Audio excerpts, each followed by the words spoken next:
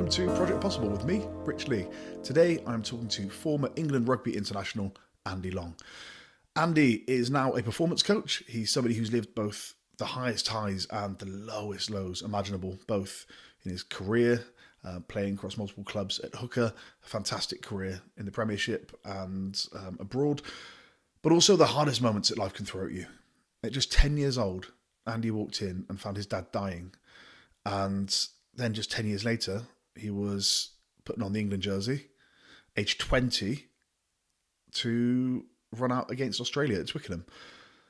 We get into his drives, his motivations, his ambition, his work with Challenging MND, the motor neurone disease charity, set up by his friend Alex, and the various challenges that they've gone through.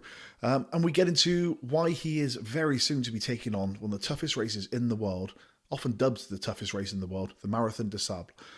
Why he's doing it, how you can follow along. It's a powerful conversation about loss, resilience, what really matters, and being the best you can be. I think you're going to love it.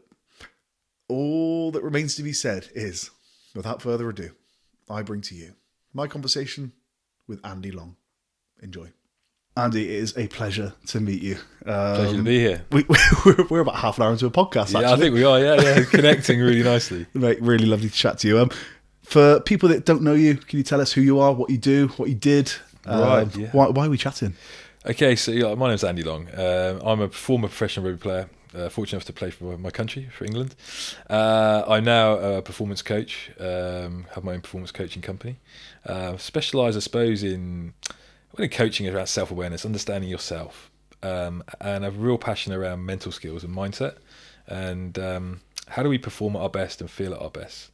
So that's kind of what I do every day, and it's become really just part of my life, which I think I'm quite lucky to be involved with. I've always been involved with coaching, always been coached, and as a kid playing rugby from the age of 4. You always been 4, around. So was that your dad? Was that a family member? Yeah, dad. Take down to mini rugby at Bournemouth as a little one, and then cricket and all different sports. I've always been involved with coaching and mentoring and that. And I always thought that was something I wanted to move into, and it just so happened it was. And I started coaching when I was at Bath, playing at Bath. I'd go down and work with the youngsters there, and I loved that. So, coaching's always been around me. It's always been something I've been passionate about, and helping and supporting other people to perform at their best and feel at their best, I suppose. And that's gone on different journeys as I've retired and worked out what it is I want to focus on. So that's one part of it, and the other side of it is I'm patron and very proud patron of a local Essex-based charity called Challenging MND, founded by Alex Gibson, who's been a sufferer of motor neuron disease since 2018, and I met him actually after his diagnosis, and he came and spoke at a rugby club that I was coaching at in Bishop Stortford. I was director of rugby there, and he came in and spoke, and I was just blown away. I was blown away by his presentation. When was this? When did you meet him? I must have met him about 2020. Yeah, probably just early. So a couple of years into his diagnosis. Yeah, a couple of years into it. So he was still able to walk slightly with a cane. And I think that's what I was going to get to is, can you talk to us about the development of motor neuron disease, what it is. We're going to dot around. I want to talk career, I want to talk coaching, I want to talk MND, I want to talk the amazing things you're doing, I want to talk the Marathon des Sables. Ridiculous. I want to get into all of that, but can you give us a kind of idea what MND is and how it impacts somebody? Yes, MND is a sort of a disease which we still don't know why people get MND. A lot of this is pronounced around rugby and sport and high performance sport and things like that, but it attacks the motor neurons and stops those sort of firing, and which impacts your muscle growth and things like that, which eventually shuts down muscles and sort of the firing towards the muscles, and eventually to your speech, and then to your voice, and then to your breathing, and subsequently it leads to death. And the normal prognosis is two years around that, and at the moment there's no cure. There's lots of research going into it. There's lots of high profile individuals now that are being diagnosed, which has raised the profile of it. I mean, in rugby alone, we've got Rob Burrows, we've got Doddy Weir, who unfortunately passed away. Was it last year? 2 years ago. 2 years ago. We've got Ed Slater, Leicester and Gloucester player, and most recently, and probably most high profile recently, was Lewis Moody. That's it, yeah. Who he's been very vocal about how it's impacting him at this early stage. So we hear a lot about MND, but I don't think we really know. I mean, to your point, we don't know what causes it, right? And we don't know how to solve it. It's not a problem. It's a fatal. Sadly, it's a terminal diagnosis. It is, and I think and it's not just for the person that gets diagnosed. It's for the families. The family. Alex diagnosed in 2080. Alex is the same age as me, for 48, and he two young children, wife, and he just noticed that he was getting this kind of a bit of a slurred speech, and people around him noticed that, and he was getting these sort of muscle cramps at night, which is another kind of sign, and this sort of like twitching of muscles, and then he got a bit of a drop foot, so he couldn't pick his feet up as well, and then obviously you go for your diagnosis, and I met Alex after that, and I've seen him progress. I've seen the progression of the illness to the point now where he's in a chair most of the time. Although he's a massive inspiration for me, and helped me. He's helped me more than I think that I've probably helped him. And these people come into our lives, don't they? At times when we probably need them, and he's been someone that I've been able to lean into, and when I think I'm having a bad day, you go, okay, well, what's Alex going through? And ability to walk, and one thing he always says to me is don't ever take your ability to move for granted, your mobility, your ability to talk, and we've been on a great journey together over the last 5-6 years, done some incredible stuff together, and forged an incredible friendship. And a deep love for him as well, and he's used power of positivity. He's used the power of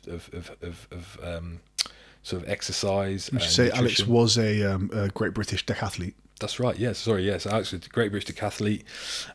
He played rugby at National 1 level. So he's always been around sport and endeavour and challenge, and he's always pushed himself to the limit.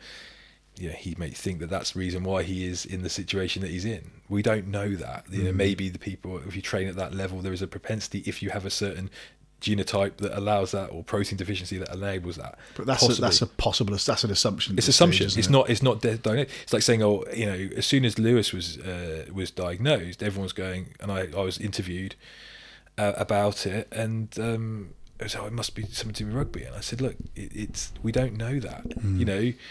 I remember making the comment, that could have been me. And this journalist is going, oh, do you mean by that could have been you, as in you were a rugby player? And I'm going, no, he's the same age as me, and I'm a man, and, I played rugby with Lewis, and it's just a comment. And so we don't know. And I think that the more research we do into trying to find out, and the more money that's invested in that. And I think the big charities like the Doddy Foundation and My Name's Doddy and the MNDA and other charities are doing that, whereas Challenging MND and others are, our constitution is more to do with actually helping those families living with motor neuron disease right now. I guess that was going to be one of my questions. Was there are a few popping up, these organisations, and sometimes you wonder if consolidation towards attacking this awful disease is perhaps a better way of kind of pooling resources. But yours, I noticed, the key point of difference for Challenging MND was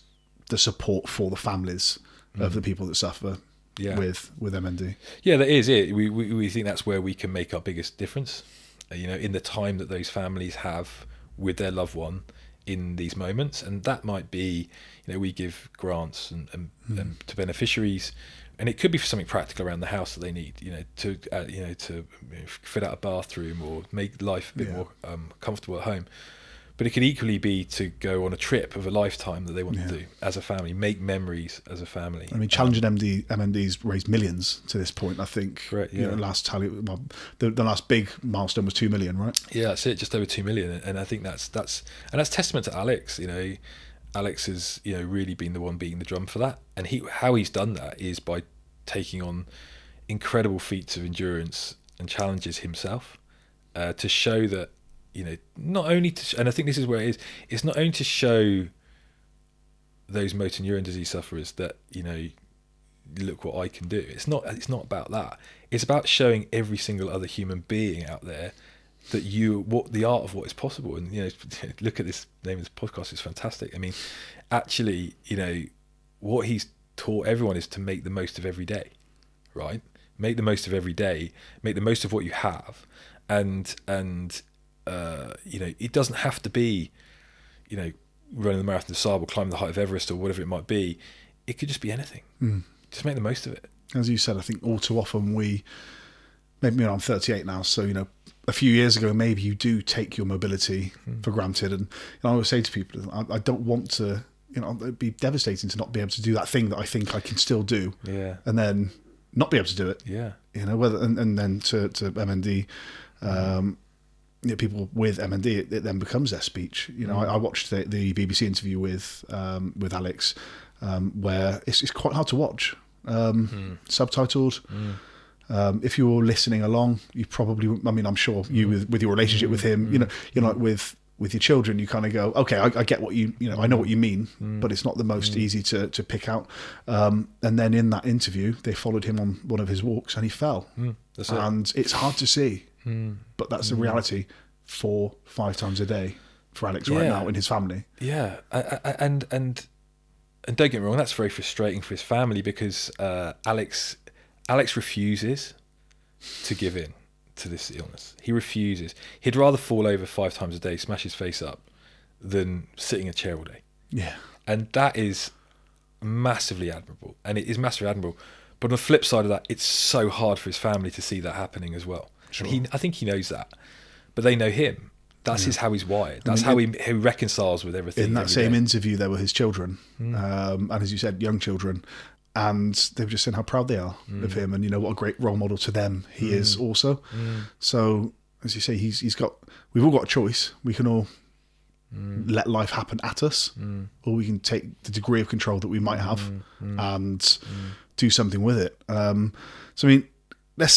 Because we're speaking about this, I know we jumped into it straight away. I like to start, a little bit earlier, who you are, all of those things, and we definitely will get onto that. But some of the challenges that you've done with Alex, do you want to speak to some of those things? Yeah. So the first one I did with Alex, so Alex came and spoke, as I said, at the club, and it moved me massively, and I saw players actually walking out of that room, making changes to their life immediately, and subsequently as well, he came and spoke with some of my clients and their away days and stuff as well, and which was fantastic. But we then did a double marathon walk as a big group. There was a big group of us did that, and that was walked from Brentwood to Bishop Stortford and back, so double marathon in just over 24 hours, and that was incredible.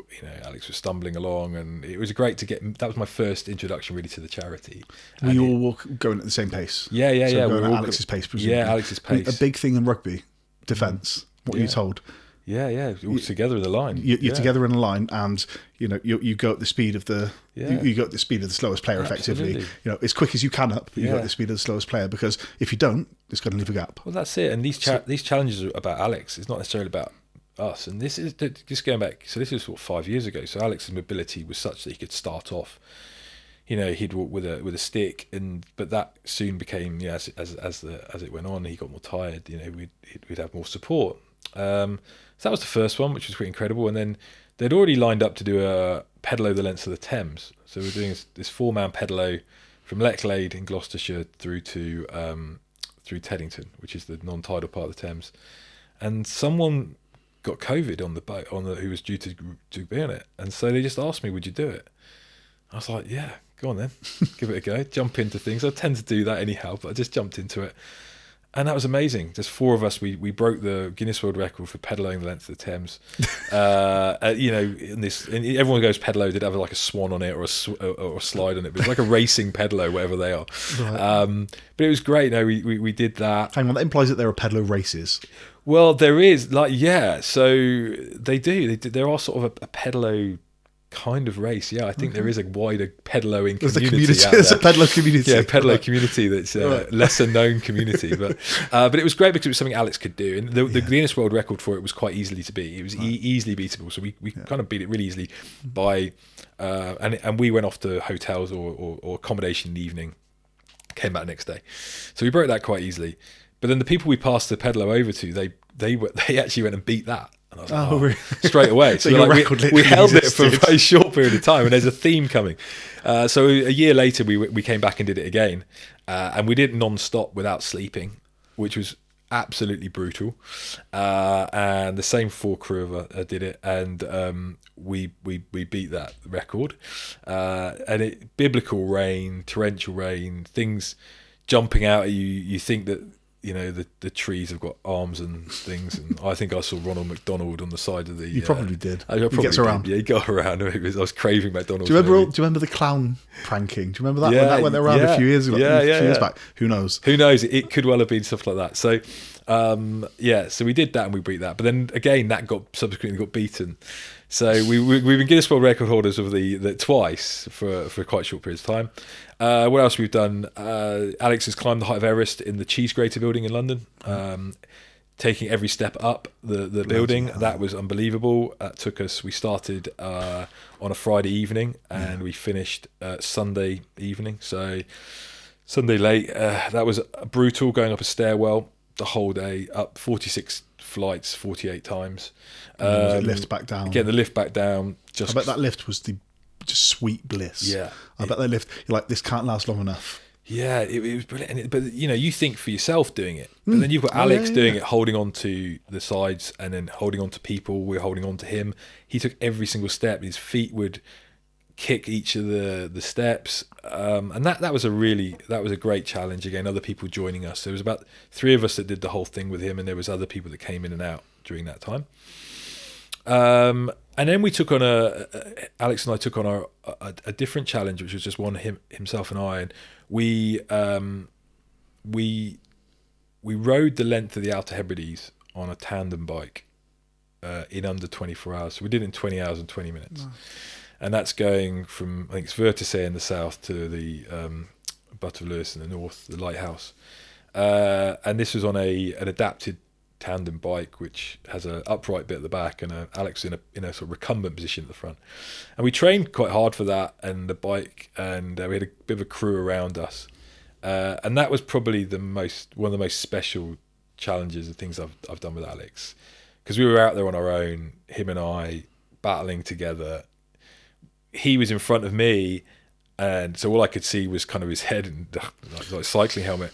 But we kind of had this kind of telepathic kind of, we knew what each other needed. Obviously, he couldn't really speak very much, trying to understand what he was saying, but we just knew we were just grinding through this. And it was an amazing event. It was an amazing time and a great crew of people, and we raised a whole load of money doing that. So that was a great event. And since then, I think Alex is about to take on his 19th challenge. I've not done all of them with him, but we've done various cycling events.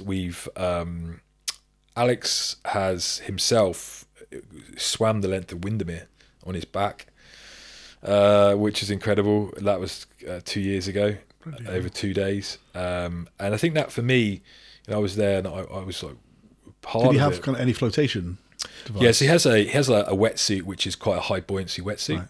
Right. And he did it in like sections, and a great team there that helped him do it. And he did it over 2 days. But for me was huge resilience, because all he's doing is seeing the top. All he's doing is laying on his back, doing a kind of a backstroke version for like 10 or 11 hours. Yeah. And you're thinking, he's just locked in doing this. His ears are under the water. He can't hear anything. He's got goggles on. It's just an absolute relentless refusal to give in. So you've been in and around sporting environments your entire life. Is there anybody that comes close to his degree of resilience, relentlessness, and drive? It's a great question. I think there's been various people that I've played with or against. I think the obvious one would be Jonny Wilkinson. Yeah, the obvious one's Jonny. who I was fortunate enough to play junior rugby. So I captained England 21s, and Jonny was a couple of years younger than me. But Did he play up a few years? Yeah, he played up. Yeah, right. We both. So I played up. So I played the 21s when I was 19, and he sort of probably did the same. And he came into that group that I was captaining. So you captained 21s at 19? No, captained 21s in my 21 year, right. but I was part of the 21s a few years, 2 years early. And having captained England Colts, played England schools, captained the Colts, captained 21s for a few years. And, Jonny came into there, and you could see straight away that he was special, in terms of the way he, you see it straight away. I watched a game on Sunday, just gone. There was a centre playing for the other team, and you just know. You just see it. There's just something about that player, and it's not just a break a tackle. It's not. It's work rate. It's discipline. It's coachability. It's everything. You can just see it in a person, and it's almost like it's hard to put into words. But I think that level, sports people are selfish, right? Let's just be honest. We're really selfish people, and we're really hard to be around. Alex is really hard to be around. He's a really selfish and dedicated person. It's really hard to be at that level and not. And sometimes we forget that, and we need feedback from other people to keep us right. Right. And I think that it's that dedication which goes beyond, that relentless pursuit for perfection, maybe, for the perfect game, or what people are seeing of us. Yeah. And so I think for Jonny, his dedication, when I saw him again when I played at Newcastle with him, you could see that. He was. You were at Newcastle for how many years? I was there for 5 years. Yeah, 5 years at Newcastle, and I think, he his dedication, his training level was just through the roof. Like, we'd be training in normal stuff. He'd have a weighted vest and doing training, the same training session. There was nothing that was going to get in his way. And there's a lot of players now out there that I'm sure that he's a role model for. I came through the system where I became a professional in 96 when I left school, and rugby had just turned professional. Right? Turned professional in 95. So 96. So you said that you were at Bath. Was that when Tyndall was there too? Yeah. So Tyndall came in after that. So I joined in the summer of 96, left school, did my A-levels, rugby. Rugby was professional. Well, actually, let's get back. Let's go before this, because I'm interested in pursuit of perfection. That doesn't start when you sign a professional contract. No, that starts way before then. So, what kind of kid are you? You're 4 or 5. You're running around. Are you rough tumble? What would your mum and dad say? Yeah, so I guess what am I? I think I was I just loved sport. I'd loved being outdoors, getting involved. So rugby, cricket, football, all sports. I was youngest of 4. Right. And there's sort of 12 years between me and my elder sister. And then I got a brother and sister in between that. And so youngest, always outdoors, always involved. But is there a degree of trying to prove yourself to your siblings in there, or?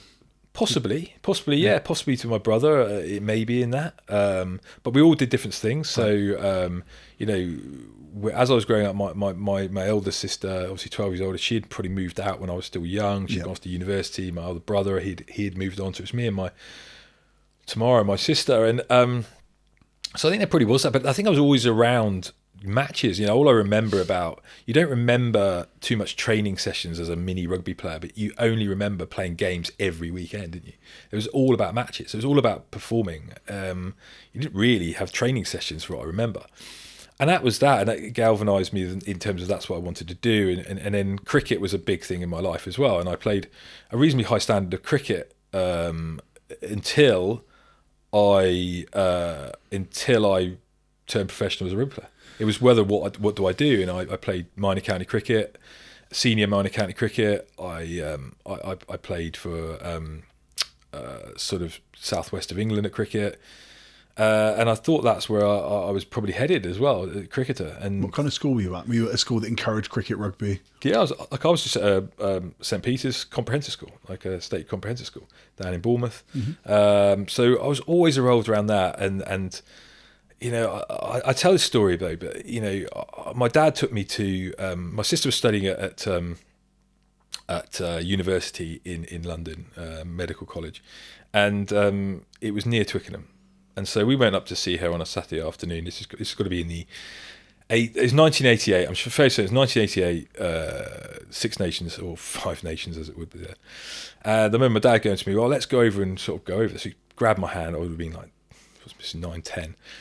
And we walked across these building sites. Could see Twickenham in the back in there. I was like blinking out. The first time I've seen Twickenham, it's huge, seems massive. We walked there, it gets closer and closer, gets bigger and bigger. And a friendly steward, said, "Oh, go on then, go up there. It's like after half time. It's towards the end of the game. Go up and have a look." So we remember walking up there, and it's just like the noise. You hear the noise. You hear you smell the smells and all that. I'm like shivering. I was so excited. This is Twickenham, right? England versus Wales. And I walk up the steps, and I remember peering into the Twickenham ground, and all I can remember is how bright green the grass was, and how the players with their white and red shirts just vividly just stuck out. And the old sort of green stadium, kind of an older stadium back there. And it was just all those senses were just on like steroids, right? It was just the roof. And I remember thinking, this is just the best thing ever. And I remember walking away from that thinking, this is just, I want more of that. That was just it was just amazing, because I used to watch all their games. I used to watch all the Six Nations. And then, fast forward, that was in the autumn, fast forward to the end of the summer, and I lost my dad. My dad died. I found my dad. He had a heart attack. I was at home with him. And yeah, Just you two? Yeah, we were at home. My sister was out, and the dogs start barking, and Dad's out doing stuff in the garden, as dads do, don't they? I mean, and pottering around. And then I just thought the dogs were just being the dogs or whatever, just barking. And then I look out the window, and Dad's laying on the floor in the garage, and I'm like, "What's that?" So I go out there, and he's clearly not right. So I run next door to the neighbours, and they run round. It must have been a massive shock for them. And I remember saying to one of them, I said, "Is he okay?" And I vividly remember them saying no. And I was 10, and I'd just gone and done all the stuff I was doing before. So, that was my first, I guess, experience of loss. And at 10 years old, that picture, the vivid picture that I had. Was your dad unwell before that? Yeah, look, I think so. As a 10-year-old, you don't really know, do you? No, but I think what you can piece together. Since. Yeah, I think he probably didn't live his healthiest life, right? So smoked, drank, things like that. Yeah. So, which is normal in that sort of late 80s, that sort of period and era. And whether or not there was something else going on as well, I don't know, more sinister. But ultimately, it was a shock to me, a real shock to me. Of course. And how did you deal with that as a 10-year-old? Yeah, look, I don't know. I think at the end of it, you go back to school, don't you? I remember going back to school. Everyone was very sympathetic and stuff. But I think you have much time off of school, I know that would have been the end of the summer. Everything kind of rolls into one, doesn't it? So it was the end of the summer. So it was kind of it was the end of July. So it was the beginning of the summer holidays. So the whole summer holidays being a blur, I guess. And then back to school at the end of that. And do you remember going to the funeral and things like that? Yeah, I remember the funeral. I remember wearing so I was playing Dorset cricket, and Dorset, for some reason, Dorset School's cricket had a bright yellow jumper. Right, this thing's crazy now talking about it. Bright yellow jumper, bright yellow tie, and I don't know why it was bright yellow. It seems crazy. It's been an awful look. Just to be different. An awful look. Yellow's my favourite colour, mate. Yeah, it's but it's so. And I remember going, I'm going to wear that because that dad was really proud.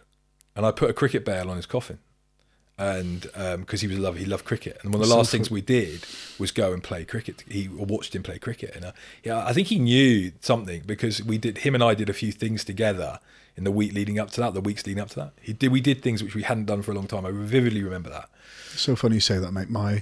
So I gave a speech at my brother's funeral on 28th of February last year, and I in my what do you call it, the thing, the eulogy, idiot. I obviously spoke at length, rugby being a big part of it, but I remember the second he could catch a pass, I was like, right, you're coming out with me and we're catching a pass. And we used to do that game where pass, if you both catch it, you take a step back each. Yeah. So we'd end up miles apart, right? Yeah, but we did that even as adults. We did that not long before he did take his own life. So just pass. And, in those moments when you play cricket with your dad, when you're passing the ball, you talk about anything and everything, right? And, and probably not at 10 necessarily, but it's funny you say that the thing you did, cricket bale on his coffin, because the last thing I did was I said, I'm going to bloody make me tear up, mate. It's one final pass to him, and I put a ball on his coffin, because it's just that powerful thing of like, I don't get to do that again. You know? Yeah, I think even at that age I knew that, and that had the conscious that that's what I wanted to do. No one told me to do that. Not that I remember them told me not to do that. So I remember that was something I yellow, wanted to do. like Bright yellow. incandescent. I'm gonna wear this bright yellow Dorset Schools Cricket Association. And also, there's jumper. something quite proud. You know, you're representing something, then, aren't you? You know, and I suppose. But I mean, and then, but then again, I talk about this. You know, unfortunate enough, I go in and I speak to some people and businesses and stuff, and around performance, and sometimes it's a bit of a shock when I tell this story about where I've come from and what's happened. But I genuinely think sport was my salvation in many ways, because sport, you know, the Bournemouth, I was lucky enough to be involved with Bournemouth Sports Club, and it's a sports club, so I played cricket there, I played rugby there, I ended up working behind the bar there. It became my life, and the people in it became my life, and the people in it, the male role models I had there, they were the ones that, you know, they taught me to do things that, you know, they taught me skills that I needed in life. And whether or not that was playing first team cricket or first team rugby, as I did just before I joined Bath, and they kind of put their arm around me. And I didn't know they were doing it at the time. I don't think they knew that the power of what they were doing as well. And I made lifelong friends in that. How old were your siblings at the time when your dad passed away? So Janine would have been 22. James would have been sort of 17. Oh no, Ginny was 21, James 17, Tamara was 13. So we were sort of 3 or 4 years between all of us. Yeah. But James and Janine had kind of moved out. They were kind of moved on, and Tamara and I were kind of more still at home. So yeah, but I do think the rugby and being involved with that, and you know, spending lots of time there in summer holidays, like mum dropping me down there with my friends and spending all day down there playing cricket, rugby, football, whatever it might be, and the groundsman just making sure we look out for us, and becoming best mates with the groundsman, and that was it. It was my life, and rugby became my life. And then when I, you know, juggled rugby and cricket and became, you know, I was okay at both of them, I suppose. But I was always it really bothered me to lose. When I remember playing, you know, my mates that I know now, if you talk about we played together, I hated losing at rugby. I hated it. It really bothered me. And I think that then I realised that maybe I could be okay at it. But at school, as I said, just a comprehensive school, and we had a school teacher. You know, you get these moments, don't you, in your life where you get a school teacher comes in. He'd been involved with the England school setup somehow, joined the comprehensive school in Bournemouth. How random is that from the Midlands? A guy called Dave Dunn, and he said, right, you know, well, we want to get you some trials. I'm like, what does that mean? So go and do some like different trials. So to go in those trials, we needed a school team. So I had to get a school team together. So I created a school team. So from all my mates that played club rugby, let's create a school team to play a few games, to get a competition, which meant we could then go and do some trials and go off and do this other stuff. Because without the school, you couldn't. Yeah, pretty much. Yeah, it was harder. And because I was competing against the likes of Millfields and Bryanston and Canford and the big private schools, you know, around the southwest of England. So he created this team, which then enabled some of us to go on trials, and subsequently I was able then to go forward. And and it became then that rugby was probably going to be the sport that I was going to take on. What do you think he saw in you? Because good question, I don't know. Had he watched you play at club level then? Yeah, so he'd watched me play at club level, and he'd, just there was a load of us at club level. But I guess I was always the one at club level that it mattered more to me than some of my mates. My mates were kind of 16, 17, starting to get into other things. And I didn't really get into those things really as much. I was like dedicated to that Sunday game or Saturday, whatever that would be. That was kind of my life, whether it be cricket or rugby. And I was playing sport the whole weekend. But yeah, no. Where do you think that competitivity came from?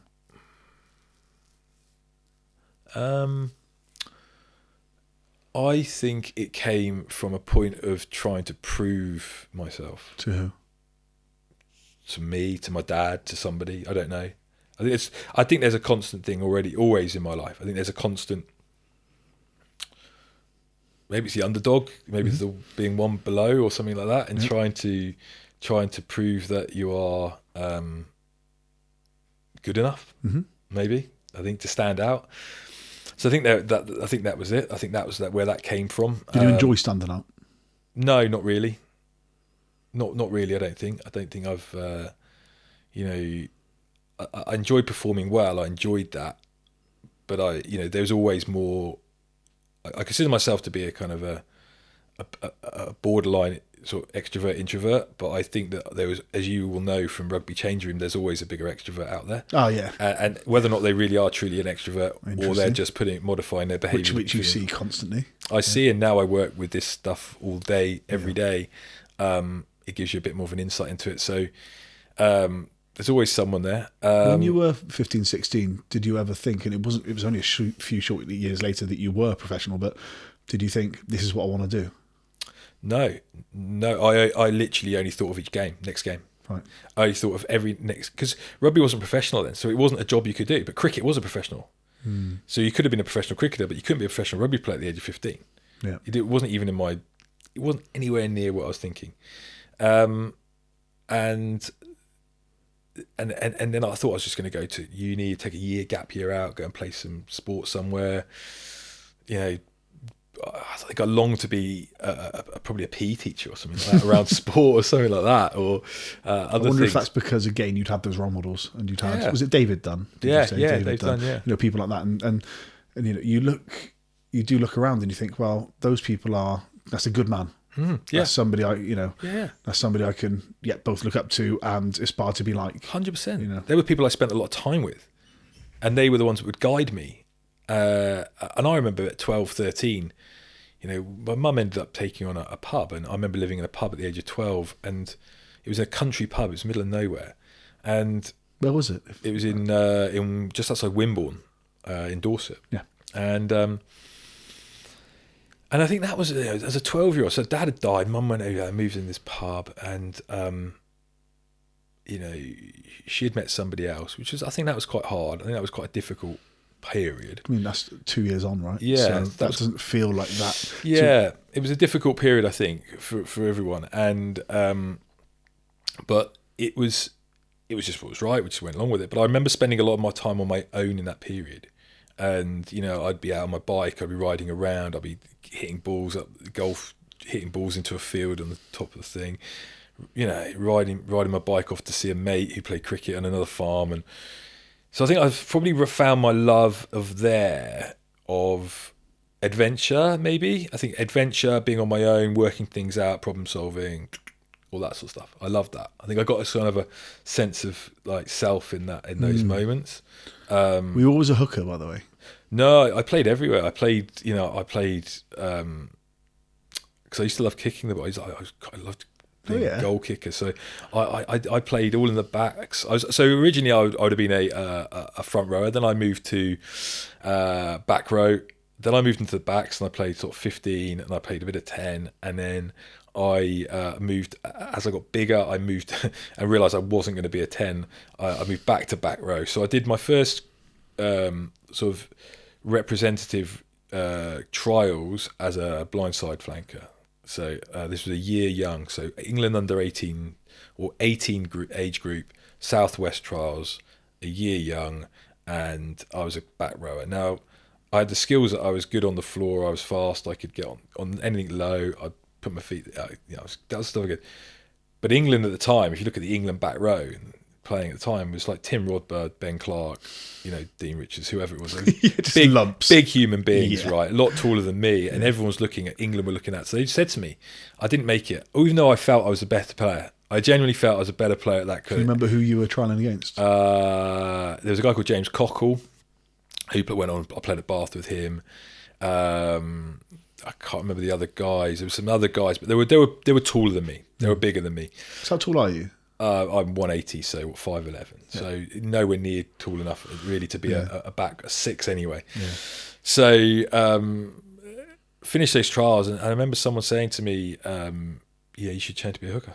You should train to be a hooker. I was like, I'll take that. That's interesting. and so I went back and I thought, okay, I spoke to a few people and at the club, and I started playing hooker. And my first experience of playing hooker was my Colts coach at Bournemouth. I owe a lot to him as well. A guy called Steve Hartshaw, and he played in the typical hard nosed back rower that played sort of second team rugby at grassroots level, tough builder. And I came down. I went to watch one of the first team play, and watched the first team play a pre-season game. And I must have been 17 here. And he said, "You got your boots?" I went, "No." "Have you got any kit?" I went, "No." 2 minutes later, he comes back with a pair of boots which didn't fit me and some kit. He said, "Right, come on, you're going to get involved." I'm like, wow, as a hooker. So I remember getting thrown on against Salisbury. It would never do it now. It would never happen. We're getting thrown on against Salisbury in a pre-season friendly at Chapelgate at Bournemouth. And I didn't have a clue what I was doing in these scrums. I remember scrummaging, and I literally got to the line out to throw the ball in, and I couldn't lift my neck. And the hooker just looked at me and just laughed. He sort of said to me, "You haven't done this before, have you?" And I said, I felt like saying, "Is it that obvious?" Yeah. Right? But that was it. And then, if I wanted to get high, I had to learn how to be a hooker. So sure. I went on that journey, and quickly as well. 17. Yeah, 17. So that was 17. And 3 years later, I'm running out of Twickenham as a hooker for England. So it's a pretty mad journey, really. And I remember at Bournemouth, I guess the dedication like anyone has, whatever sport. But I remember having an old ball and throwing the ball against a spot at the rugby club wall. When I was able to drive, I'd go down there early and just literally for hours, I'd just throw this ball against this same brick on the wall, over and over and over again. And you only had one ball, so that ball comes off, and as we know about a rugby ball, it doesn't come straight back to you. No. You have to go and get it. So then you're going throwing the ball against the wall, and you're trying to catch it. So you're building your skills to be able to go, okay, react and stuff. So, but I remember not leaving until I'd hit 50 or something like that. And I think that's a row. That was that's a dedication. Yeah. It was like there felt like there was a consequence to not being a hit. Yeah. And I did the same when I joined Bath. So eventually, when I joined Bath, I still was throwing the ball one-handed, and I'm like, this is ridiculous. That's a very 90s thing. That was a really And I got there, and there's a couple. And then obviously the hookers that were there were throwing it two-handed, and I didn't know how to do it. And I was like, so I go in the sports hall at Bath University, which is nowhere near what Bath University is like now, and they had numbers on the walls going all the way around. And I remember just having a ball and just practicing constantly, throwing these balls against the walls. So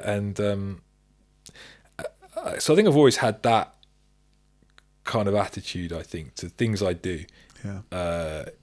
Is that it meant a lot. It meant a lot, whether or not I was proving to myself or proving to somebody else, and I've always kind of been on my own in that sense, because Mum never really got involved in making any decisions for me. All the decisions I've made in my life have been mine, good and bad. And I've made a load of absolute howlers, by the way. And you can't get to 48 and not, mate. Yeah, plenty. And I don't. At times I've probably been very hard to be around as well, I think. And I think that. I was just going on this kind of thing. I'll tell you a story. Back but before I joined Bath, I was. And this was Woodward was coaching there, right, at this point. So Clive Woodward was in '96. He was our under-21 coach. So he'd been under-21 coach for a few years. With sort of '96. So Bath coaches at that time when I joined was John Hall, Brian Ashton, then Andy Robinson took over. Andy Robinson was like looking after the academies. He was the one that rang me up and said, three English coaches. Yeah. Woodward, Ashton and Robinson. Yeah. In and around that space. That's it. And Woodward was around. Then Woodward was... Then when I joined Bath, Woodward got he was England 21s coach with Andy Robinson. Mm-hmm. And then we went and toured Australia in '97 with under 21s. And I was being 20, I suppose. So I was a year young, and that was a great experience. Who was in that cohort? So on that tour would have been good question actually. I think Matt Perry, a good friend of mine, Matt Perry. Yeah. He went on to I don't know if it still exists, but didn't he break the record for the number of caps playing 15? Yeah. It's a funny story with Matt, really, and I'll touch on it now, but I still see Matt quite a lot. We work together. He has a coaching company down in Bath, which I'm an associate of, and we work together on a lot of things. And he's a great friend of mine, actually, and we lived together in Bath. He was a year older than me. Whereabouts were you? I know Bath pretty well. We lived with a guy called Charlie Harrison, who was a 9. Charlie bought a house, and it was up near Twerton, so in Oldfield part of Twerton way, and so Matt and I, so we both got cap for England on the same day, right? We both ran out at Twickenham in 97 against Australia. Against Australia, and you're 20. 20 as a front rower. And, he runs out and he becomes the most capped fullback of all time, and I play one more time for England. I get taken over at half time. And it's one of those moments, like, we're both great friends. We both have the same high performance journey. He played for one club. I played for a few more clubs. And it's just a great way of saying, like performance happens in all different ways, right? Yeah.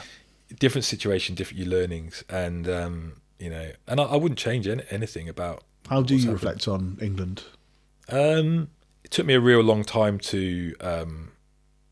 Just like somebody has shown you, like they've opened a door and they go, look at these riches, and then they shut it. I think for me, because of that, when I talk about my journey, chronologically, obviously lost Dad after that whole thing around wanting, the Twickenham experience. I vividly remember going, to Twickenham with him,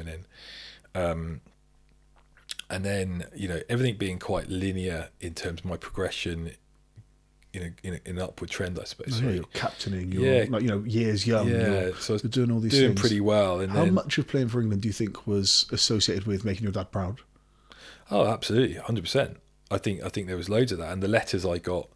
I remember when Do you still have them? Yeah, I remember. Because I've still got my county letters. Do you know what I mean? I've still got all of those. So I remember, in those days, I remember Clive Woodward ringing up on a Sunday, and I played for Bath against Cardiff the day before European Cup, and I remember, the week leading into that game, Victor Abugo took me for lunch and said, if you play well in this game, you've got a chance of playing against Australia next week. And I was like, I don't believe that. I've been in the squad and stuff, and even being in the England squad was amazing. Around these kind of like people that I just dreamt of being, playing and watching on TV for years. Playing on Jonny Wilkinson. Yeah, Jonny Wilkinson. Exactly. Yeah. Trundling. Yeah, exactly. And it's was it Shadowman Tank? Yeah, yeah. And so it's like suddenly you're there. There's a chance, and then we played well. I played okay, and get rang up by Clive Woodward, and you're going to play. I was like, okay. And that week then was just a whirlwind for Matt and I, because we lived together. We sort of trying to deal with this whole thing together, and just the hotel, and just getting letters and letters and letters all week, faxes, which I've got them all. From people that were friends of my dad, people that knew my dad, people that were at school with my dad, that my dad kept in touch with, had kept in touch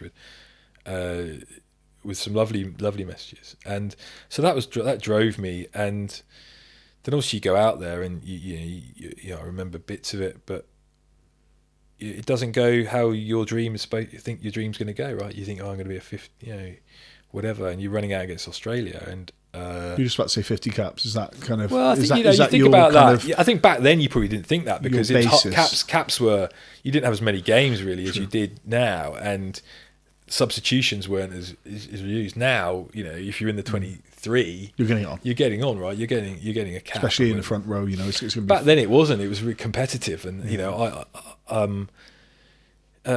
but I feel very proud that at that time. Although I imagine some of the other hookers in the country probably didn't think that I was, but at that time I was probably playing as well as any of the others in the country, and I'm proud of that. But then taking off at half time in what was your biggest game, it was something you've dreamt about. It took me ages. You're out of there. I sat on the bench the week after against the All Blacks at Old Trafford, didn't get on, whereas that would never happen now.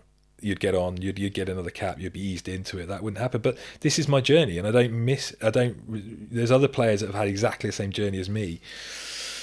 and as well. And I mean, you look at some of the players like Simpson Daniel. You know, players that are criminally underrepresented or undercapped. You know, and you can say that almost objectively. You know, this isn't just oh, you know, I like him because he's a Gloucester player. It's like you know, you get these players and you're like, well, there's almost no rhyme or reason sometimes to these things. But you know, I think that it knocked me massively.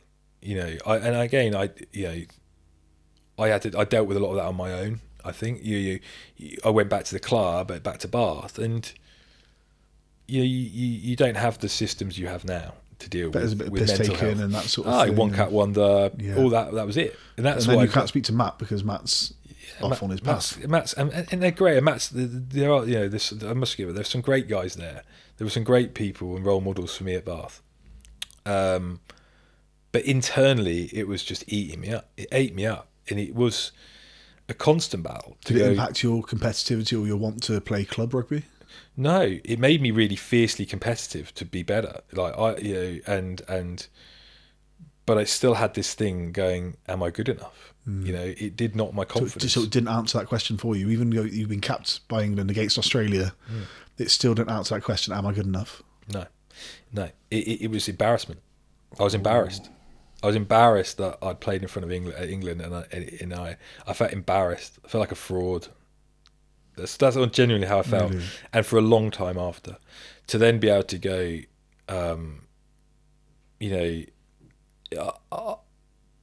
but what did I do in those moments after that? I got really competitive. So, you know, Mark Regan joined Bath and you know, me and him fought out for a long time with Bath for that jersey, and you know, but even then I didn't deal with things right. I was so competitive about him, and I had a photo of him on my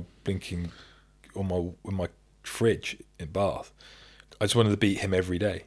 He was my driving to beat him, be better than him every single day. He drove me to the standards that I set myself to play as well as I could, but that wasn't always healthy though, because I'm thinking I can't control what Mark Regan's doing. I can only control what I do, right? And I know that now. So I wish I knew then what I know now and what I'm coaching now. Because mindset, you know, you physically, you know, I was pretty able. Tactically and technically, I was pretty able. But one of the biggest things to performance is our mindset and mental skills. And we back then, I don't think we had access to it. Or if you did, it's always seen as more of a problem rather than a skill to learn. It's a problem to solve, and you've got a problem. You've got to go and see the sports psychologist. Like, oh god, and you didn't want to. You did covered it up. It's like mental health and mental now, but actually, it's something we can work on every day to get better at. Mental. Did skills. you ever come across Phil Stanlake? So he was England 16s. So he's my coach at school, right? And then England 16s. But he used to have a thing. He's like, you know, you can be the most physically capable. It's top few inches. Yeah. Top few inches, and he's like, you know, was it, you know, belly in the, belly in the furnace, head in the freezer. Head in the freezer, yeah. But you got to know how to do that. Yeah, which you can't, because then I'd overdo it. I'd get myself before a match. I'd get myself psyched up. I think of the worst things that happened, you know, in my life ever, and I'd just like, I'm gonna fucking hurt somebody. Yeah. And then you're gone. You're too gone. And there's a yellow. There's there's another penalty. There's a. Absolutely. So you know, and you know, fast forward to me now, 48 years old, and I coach people around mental skills and mindset and high performance within individuals and teams, because I guess what I've learned is that there were times in my career where I didn't deal with it very well. There's times when I did. It was really inconsistent in how I did it. And I wanted to help other people, whether in sport or business, in life, to manage those moments, which, you know, comes down to a bit of mentality. And I want to use my journey, my experiences, to help other people. Basically, that's, you know, you know, I had a significant, I guess you could say, trauma at that young age, which shaped who I am, shaped me, galvanised me. Incredibly formative. I think so. You grow up quite quickly, especially that's childhood, being at home. Almost childhood done then. Yeah, I think so. It is a bit childhood. I was always then remember being sort of kind of growing up quite quickly, and but I think that shaped me. I became quite independent in shape that, and I think that I do think that, and then the England bit was my next thing, which was like, 'Cause whoa, again, you're 20, you're a kid. Yeah, you know, that's the reality is today. And I know we got Pollock doing what he's doing today, and this, but you are still. Well, I think think we're not fundamentally developed yet. The whole prefrontal cortex, that, and we talk about this until you're 25. You're not developed yet, and you've just had a significant knock in front of 80,000 people. Yeah, and playing for your country, and then it was 3 years on that you got your next cap. Yeah, talk to me about that. Yeah, because your club history is fascinating. You've been, a few clubs. We're not going to go into every single one. I think. I want to get into some of the coaching stuff a little bit more in a second, but talk to me about that second cap and what did that mean for you? Yeah, well, it meant a lot. It did mean a lot. Like obviously to get off the one cap, but I think I'm most proud, actually, maybe not of that. Okay. Of that, what I'm most proud of was actually of the year before that, and we went to tour South Africa. So England toured South Africa. Two test series, and so it was a full. There wasn't a Lions tour or anything like that. So I knew that to get on that tour was going to be meaning something. Meaning that you're in. What year was this? 2000s. Right. And they put it down as that was the tour where England realised they could win the World Cup. They went out there and they competed and won one, lost one. Should have won the first one, the test. I didn't play any of the tests, but to be considered, Bath, we got to the Prem final that year, and we lost to Leicester, and they won the whole three. They won everything that year. Yeah. So that was the year. So I was 12 then, I think. So that was, I'd just been introduced to rugby in year 7. So that's when I was starting to look. I was like, Jesus, Leicester seemed pretty good. Yeah, they were a phenomenal team. Gloucester seemed less good. Yeah. Everyone was less good to Leicester at that year. True. They were a very special team. But I think that, at that point, though, to be considered, top 3 hooker in the country, to get back to that in 3 years, because in that period between 97 and 2000, I'd gone back and I always say it's like jumping out of a plane and forgetting you've got a parachute. You don't have a parachute. Nothing's stopping you. You don't go, I'm going to stop at England A and play England A. I didn't play England A. I went all the way down to England 21. I captained England 21s. So I was going to captain England 21 having not gone played England A. So I kind of went down to my peer group age group year, and captained that age group having played for England, and there wasn't anyone at that time that had done that. There was no one really in that. Some of the players in my age group were Lewis Moody, were Leon Lloyd, were Ben Cohen, were Phil Vickery was a year above, but I mean some other really kind of quality rugby players in that group. Pete Richards, Josh Lucy maybe on that tour. So there's a lot of players that went on to play for England and win World Cups. Joe Worsley as well. So, I went through that and then sort of felt like I fought my way back in with Bath to get the number 1 spot at Bath, and then to get on the England tour to South Africa with only 3 hookers on that. That was probably my most proud moment, to go out there then and then play in the midweek games. Year after, went on the England tour which was a Lions year, to America, the first sort of Churchill Cup. Annoyed I was on the bench against Canada in the first game, didn't get put on. That would never happen again. That would never happen now. No way, would that happen. Yeah. And then I get capped against America a game later. And then after that, so what did it mean to me? It was great. It meant a lot to me. It did mean a lot to me. I think Clive came up to me and said, we've been wanting to get you off that for a long time, and he did. And I think it played in his mind. Maybe, I don't know if it did or not, but I remember Jason Leonard speaking to me after, and he said, I remember him saying that he said to Clive, if you pick him, you can't not play him. You've got to stick with him. You can't pick someone and then not have it with him. Especially hooker's a pivotal position. But knowing that from Jason, and I remember Jason pulling me to the side and saying to that, and you respect Jason. I've watched Jason then for years, watching his Again, he went on to win, to be the most capped England player. Yeah. Or most capped international at one point, wasn't it? It was like 113 or something. Yeah, he was. And I know it's been beaten now, but yeah, again, that was, But for him to say that meant a lot. And, look, was I too young? Potentially. Could I do anything about it? No. Would I want it like differently? Well, yeah, you probably do. But it's shaped me. It's shaped who I am now.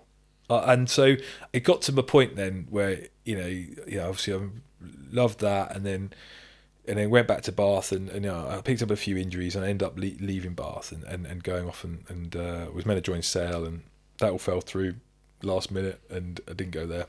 And hence why I went to Munster. And I think I fall out of love with rugby a little bit, but I was just injured. I wasn't getting in with Bath, and it took a big thing for me to leave. I had to get out of a contract to leave Bath, but I got a bit stitched up by Sale. They'd said they were going to signed the heads of terms, and then they reneged the contract at the last minute.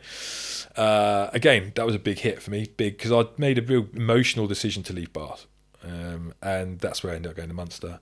I fell back in love with rugby at Munster. Loved it. Great place, great people. 2003 World Cup, didn't make the World Cup squad. Made a change. And fell in love with rugby back out there. And then from there, obviously, went on and did other things. So, but I think, those moments in that early part of my career shaped me to who I am now, to the point where I wanted to use my journey to help other people. So when you walk into a rugby club now, what do you feel? Into any rugby clubs now, I think they are. I think they're brilliant. I think that they are. What I love about them is you got the youngsters, coming through, where it's there. They could be someone like me. It could be someone that's gone through the same as something like I have. 100%. And I know that. I know that they are situations, because of being involved with rugby clubs now, that these things happen to kids at a young age. And it can be their sanctuary. It can be their place where they're going to learn stuff. The rugby club for me is, it's just a playground of opportunity, I think.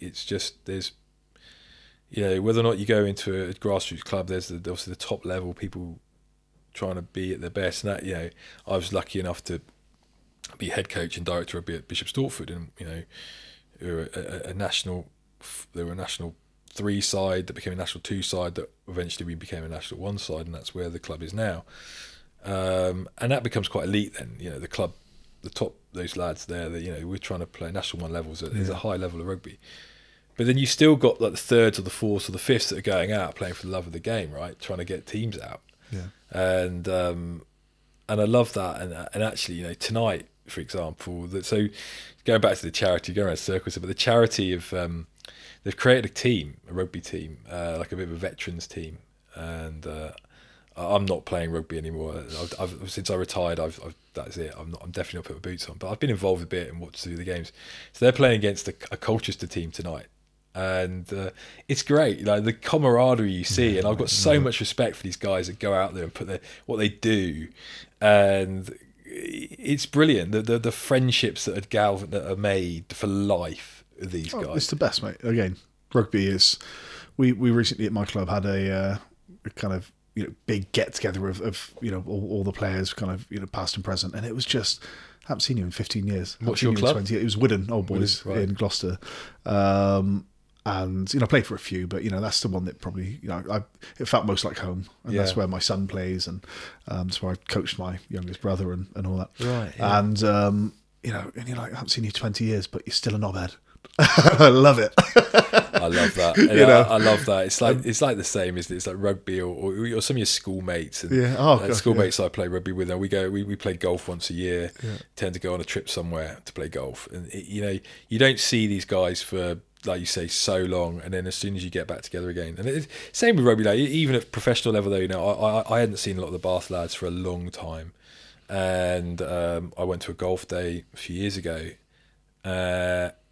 It was like we're not seeing each other, and you always know. And I'm a part of a few WhatsApp groups of different clubs, and you genuinely know. if you're ever in help, they'd be there for you. You know that. You know if you would, and we all kind of look out for each other a bit. Because we've all had difficulties. We've all had relationships that have not worked out, and as we know, the kind of the disruption and the pain and the hurt that can lead to. And as blokes, we're not always great at talking, so we always kind of like check in a little bit with each other. I think there really is that sense of like brotherhood. I think you can see that with the Lewis Moody and the MND. Just to bring it back around to MND, you can see that the rugby community is a special community. Yeah, it is. Truly is. And my brother's funeral was packed. I mean, hundreds and hundreds and hundreds out of it was incredible because the community really comes together when for their own, and it's a beautiful thing. Yeah, no, you're right. It is, and so. Yeah, the rugby clubs are great, aren't they? How would you describe your playing career to somebody that had never watched you play? It's a really great question. How would they? I think they would describe it as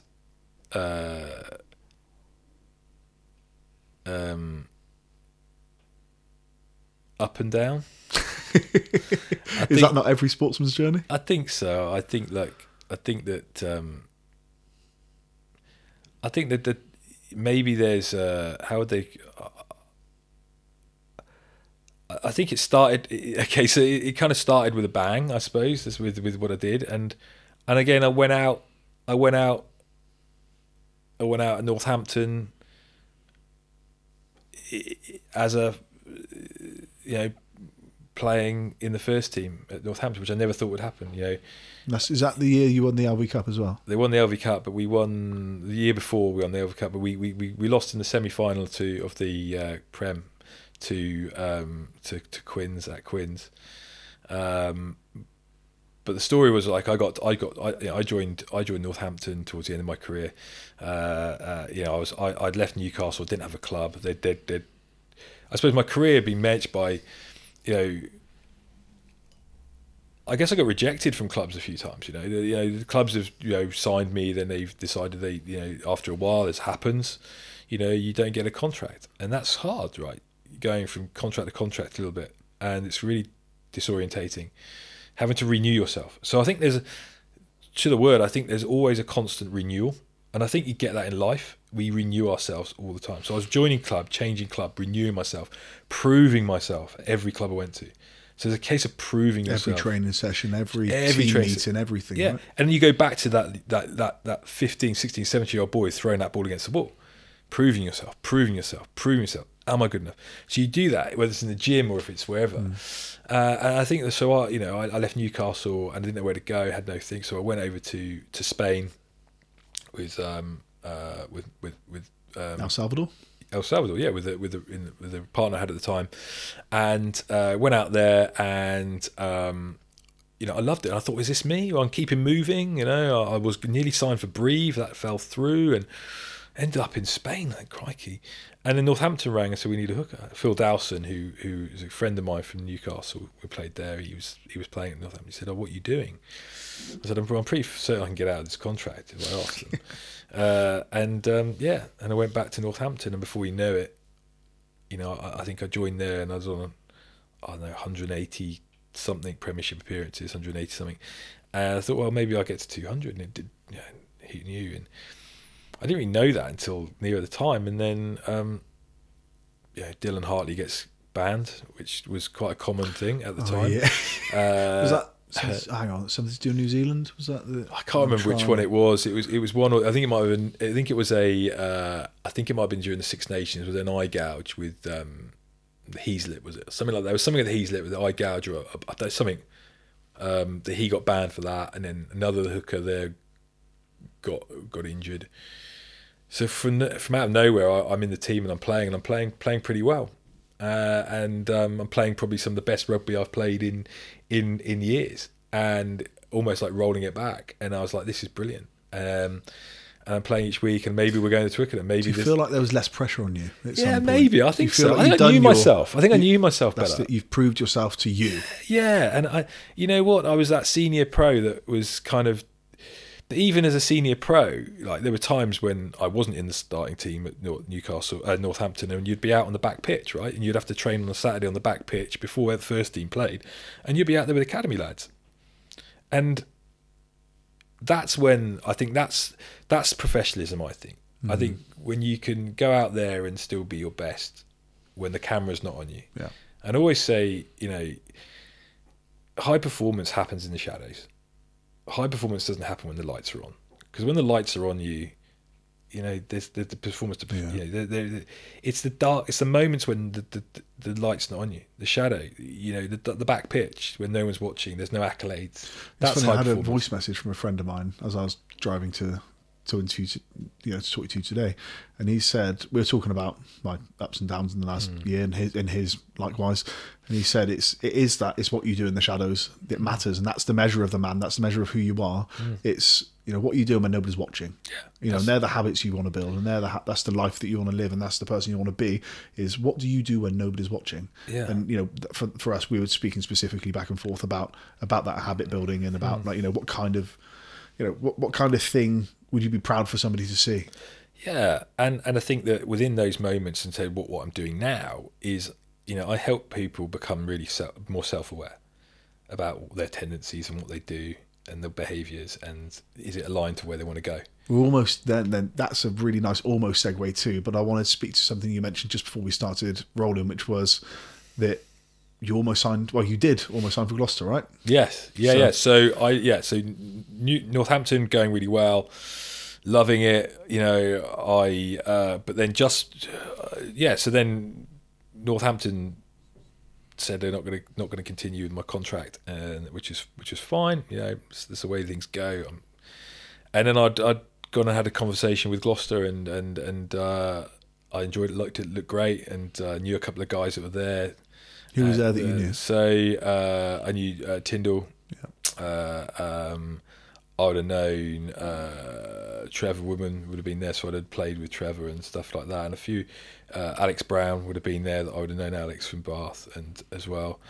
So yeah, it was great. So I went and signed Gloucester. Got excited about moving to the West Country, and then. Where would you have lived? Centre of Gloucester, yeah? Yeah, probably right in the middle, yeah, right in the mix. Right, get amongst it, mind. Yeah, get amongst it. I don't know. I had no idea. We were close. We were looking at properties, and then was training one day, and we were sort of doing a mauling session, one-on-one mauling, and we got me and this guy I was mauling with. We fell to the ground, and I fell on my neck, and. Thought that was a bit uncomfortable, sort of like some soreness down my arm and down the side of my neck, and didn't really think much of it.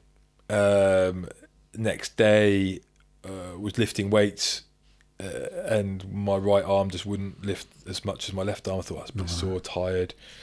We had a game at the weekend that we were playing, I can't remember what it was now, we were playing Leicester, and I just felt like I had a dead shoulder, and I'd lift my arm up to throw the ball in, and like this, and I remember thinking, it's a really heavy shoulder like that, and I couldn't lift my arm. Found it hard to shave my head. It was getting tiring to shave my head, which I had to do every day or every day. And but I had to keep playing, right, because we didn't have any other hookers for Northampton. So I carried on playing. We did a bit of a scan, and they think, you might have got this, might have got that. I had an epidural in my neck to relieve the pain. That helped a bit. Went to Exeter. We beat Exeter, got us into the semi-final. And then I started against Quins. We were winning, came off, and they sneaked it. Joe Marler scores a try at the end, so it doesn't end at Twickenham, which could have been the end, which would have been quite cool.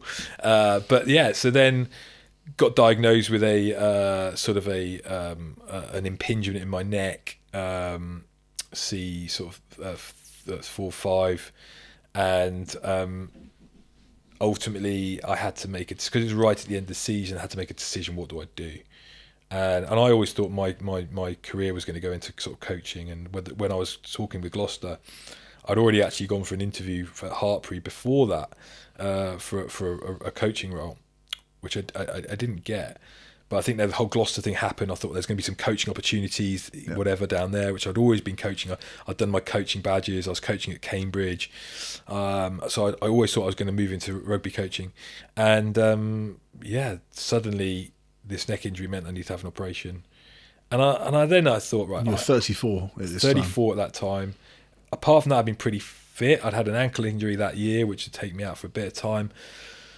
But I thought, do I want to go there injured? Because I would have been going there having had an operation. I was going there injured and not able to prove myself. Not be able to battle and compete. I always want to compete. If I can compete and not get picked, it doesn't matter. But I have to go out the best to yourself. Yeah, I have to go and compete. I don't want people to feel sorry for me. So I rang them up and I said to Carl Hogg, "Oh no, I can't do this. I can't do this because of these reasons. So I'm going to have to retire." And then that was it. It kind of went from being a rugby player to all of a sudden I made that decision. I'm not a rugby player anymore. And was it too early? Could I have rehabbed it and gone and played? Possibly, but it felt right. But I didn't know what I was going to do. It was scary, absolutely scary. Now looking back on it, it was so scary. And so the Gloucester thing didn't happen. I then was like, well, what am I going to do? Obviously, get paid until the end of the month, probably. Yeah. And it was like that. I didn't have a huge amount of savings. I'd been divorced before, so I'd lost money, and I ended up. I met a guy that's now a dear friend, and this is where the kind of whole full circle comes in. Actually, which is really interesting. And he, through the Rugby Players Association, I met a guy called Alex Gibson, and Alex Gibson ran. He was CEO of a company called Monetize, which is a technology company in London. But he was a deep fan of rugby and lover of rugby, and he was a hooker. He had played at London Irish and a few other clubs and representative clubs, and he was a complete tech entrepreneur. Yeah. Great bloke to be around, just an energizer, pioneer. And I went down to London and met him, and he'd followed my career. I didn't know this. He'd followed, and also the last part of my career. Watched all the games, and he just said, "Come and join my tech company. Come and join my company. Come and coach. I'll look after you. Come and coach at the rugby club." I think he thought I could still go on the pitch. Right, okay. Because he was associated with Bishop Stortford Rugby Club. Right, that was his rugby club. Yeah. He'd played there. So he said, "Come and help out the rugby club." How is this sort of connector of people, of humans, right? And but where he sat, he was doing all these strategic links with the likes of Visa and MasterCard and the big banks and Monetize, and creating this ecosystem around payments. Yeah. Realised that everybody had a mobile phone, right? All these bank accounts and all these mobile phones, and this is the way it was going. Super clever.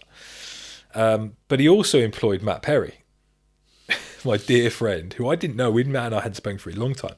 But Matt had gone on a journey similar. He'd retired from Bath, and he had gone on this journey around business and understanding high-performance teamwork, coaching.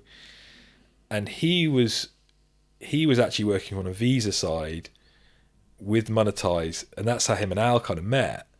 And then Al brought him in to internally to forge those relationships and coach high-performance teamwork and strategic partnerships.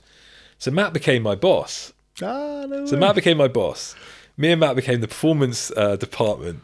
So you're just sat there. Stuff is what we don't know. What the hell am I doing? In London, you're like, what am I doing here? How did we get here? 100%. I was a rugby coach, but all of a sudden I just suddenly got on this journey of coaching one-to-one, understanding teamwork, sitting in meetings with IBM and Visa, and What are the parallels between high performance on an entrepreneurial basis and high performance on a sporting basis?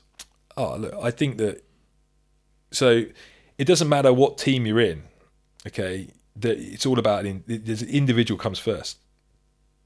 Your performance forges the team performance. If you don't get your performance right, it's part of that. I'm a big believer of that. So I think with that entrepreneurial side of it is knowing yourself really well. You've got to know yourself to lead yourself, to perform at your highest level. And I think we're all on that sort of we never graduate from the school of self-awareness. We're constantly learning about ourselves. Today, us having this conversation and learning more about you, I've learned stuff.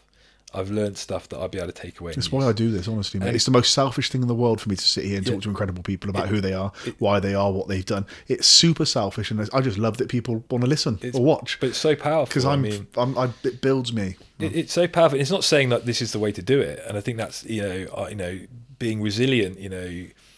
I don't own resilience. No one owns resilience. There's days, there's things that get thrown at me, and I shared with one just before we got on this podcast that challenge my resilience every day. Finding ways to manage those bits is it. So I think, again, the similarities between the entrepreneurial side of it is, to perform and perform well, there's a mixture of different elements. On the rugby pitch, there was a technical aspect of being a great rugby player. Yeah. Catch, pass. Can you throw in? All those things. The technical things. There's the tactical side of it. The game awareness. Look up. How do you put that into practice? Do you know the flow of a game? Can you do this? Can you put out the skill when you need to? And there's the physical side of it, right? Physically being able to perform at your best, and also the mental side of the game. So there's that kind of diamond. Technical, tactical, physical, mental. And mental, yeah, as part of our makeup. And as rugby players, we'd be working on all four of those, right? The mental side of it kind of gets bolted on at the end. We spend a lot of time on tactical and technical and physical. The mental side of it is like, hopefully it'll be right. I don't think it's any different for an entrepreneur or someone in the business world. You've got to have structure to your life. You've got to understand, what structures. Do I have clarity on my purpose or what I'm trying to achieve? Do I have the resources I need? What's my skill set like?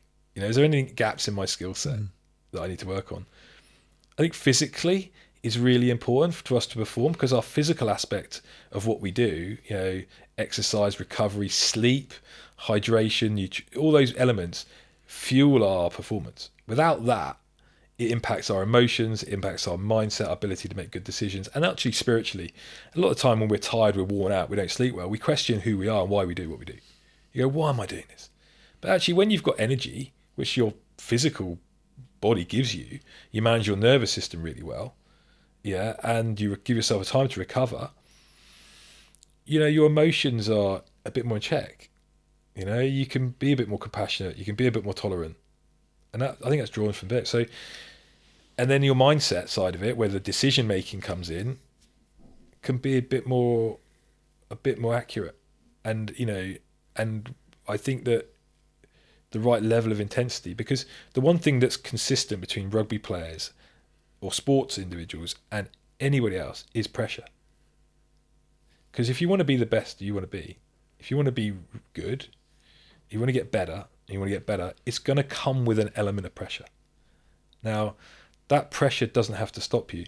My journey, it stopped me at times. I'm willing to accept that at times pressure got too much and I didn't know how to deal with it.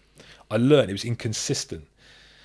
But now, the tools that I've learned, the things I've worked with, the people I've met who've taught me things, enable me to kind of go, okay, well, help people go, actually, well, our mindset is really important. And everyone goes, just think positively.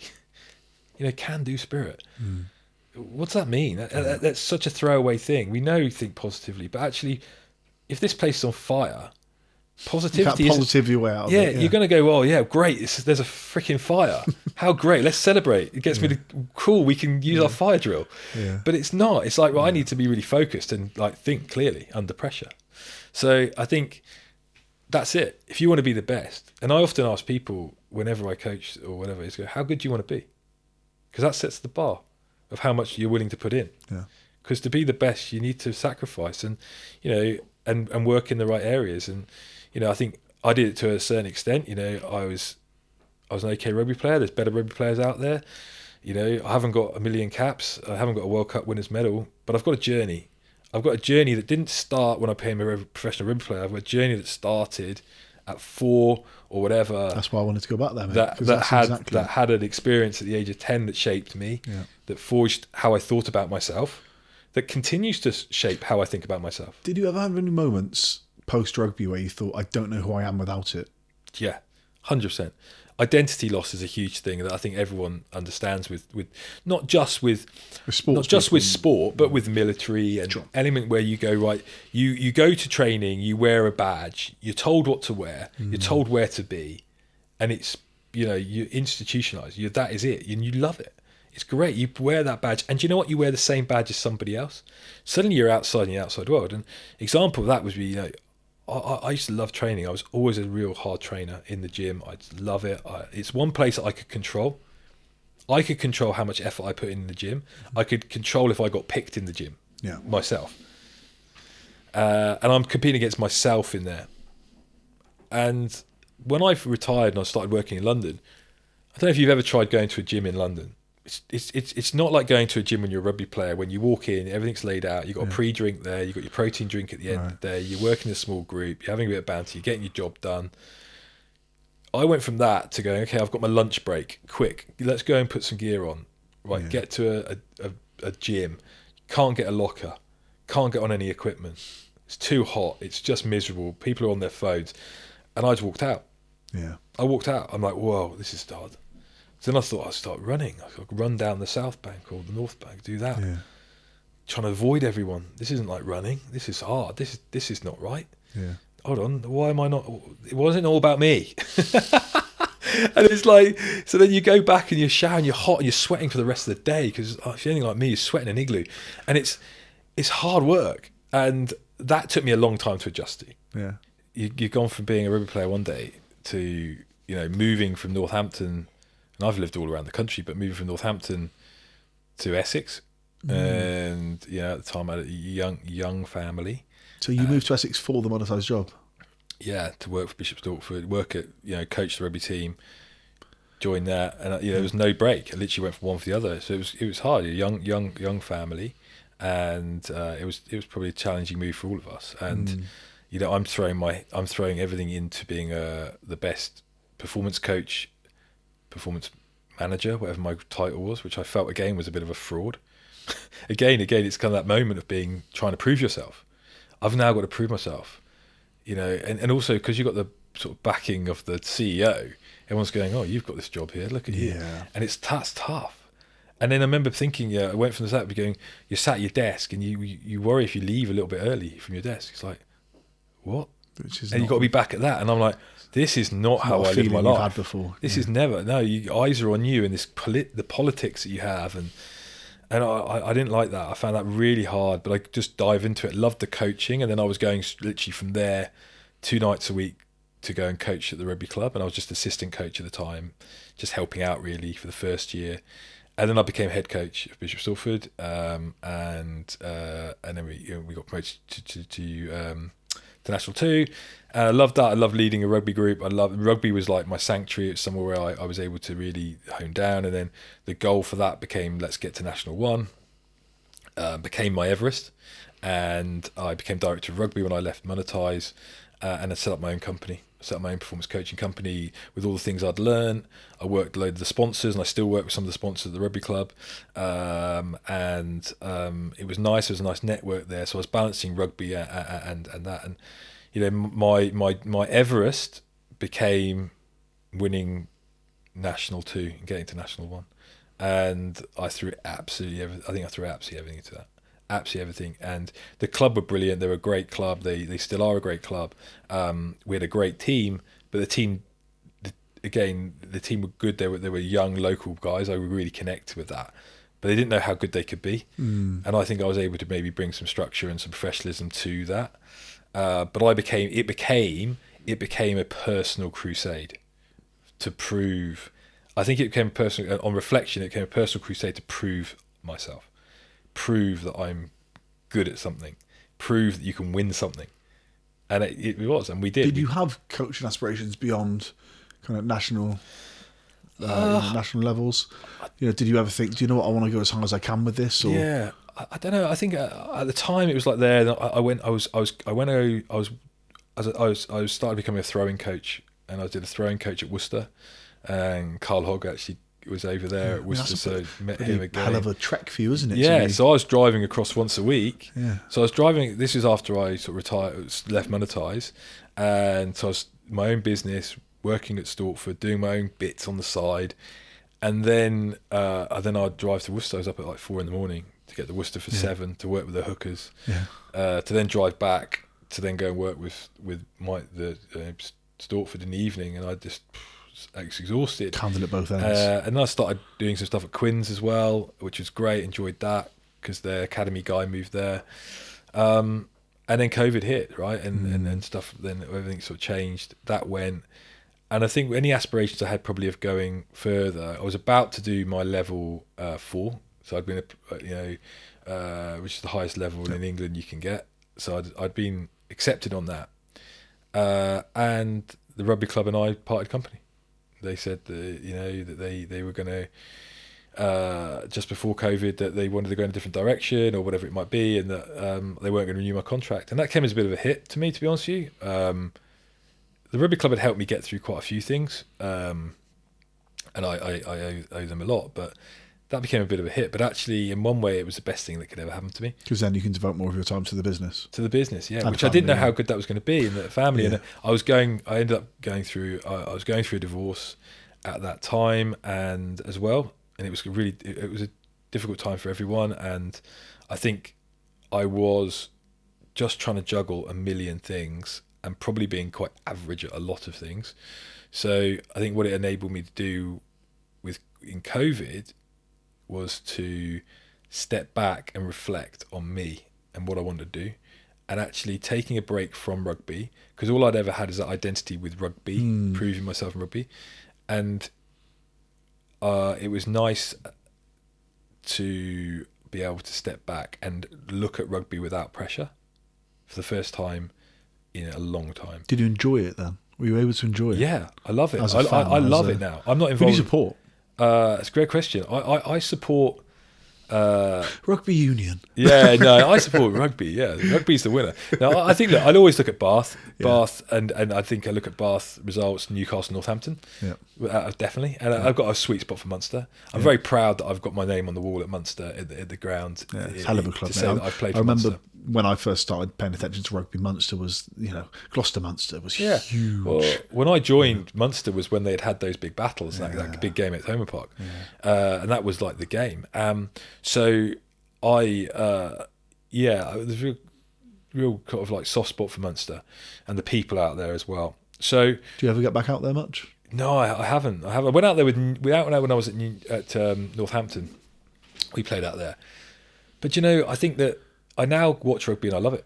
I absolutely adore it, and I really enjoy the games now because it's great, and because rugby is a great sport. It's an incredible sport, and do I long to go out there and be a rugby coach again on the pitch? Probably not. But I think the things I'm learning about leadership, the things I've learned around high performance, around mental skills and mindset,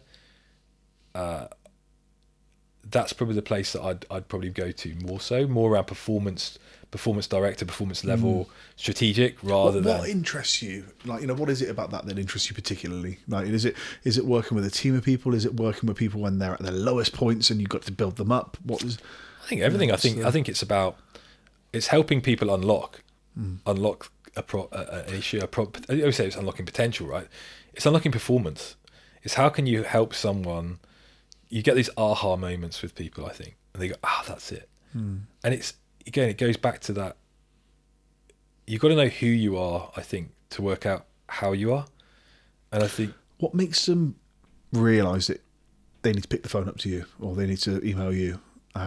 Because sometimes, again, ran a company, successful company, 10.5 years. You're in the, when you're in the darker moments or you're in the moments, you're in the trenches and, you ask people to come along with you. Like, what is it about those moments that makes somebody go, do you know what, I don't know if I can do this myself. I think I need to bring somebody in. I think people are fearful of feedback at times as well. I think that you got to be quite careful with everything. I mean, I think that realizing that if I don't, I might miss an opportunity. I might not fulfill what I want to do, my potential. And you will say you can go it alone, or you can go with others. And I think what's that saying? It's you can, if you want to go fast, go alone. If you want to go far, go together. Yeah, and I think there's an element of the people that I work with. I feel really lucky to work with as well. That they trust me to be able to work with them either individually or in their teams. I feel really fortunate because we go on a journey together. But I think that I'm really honest about my journey as well.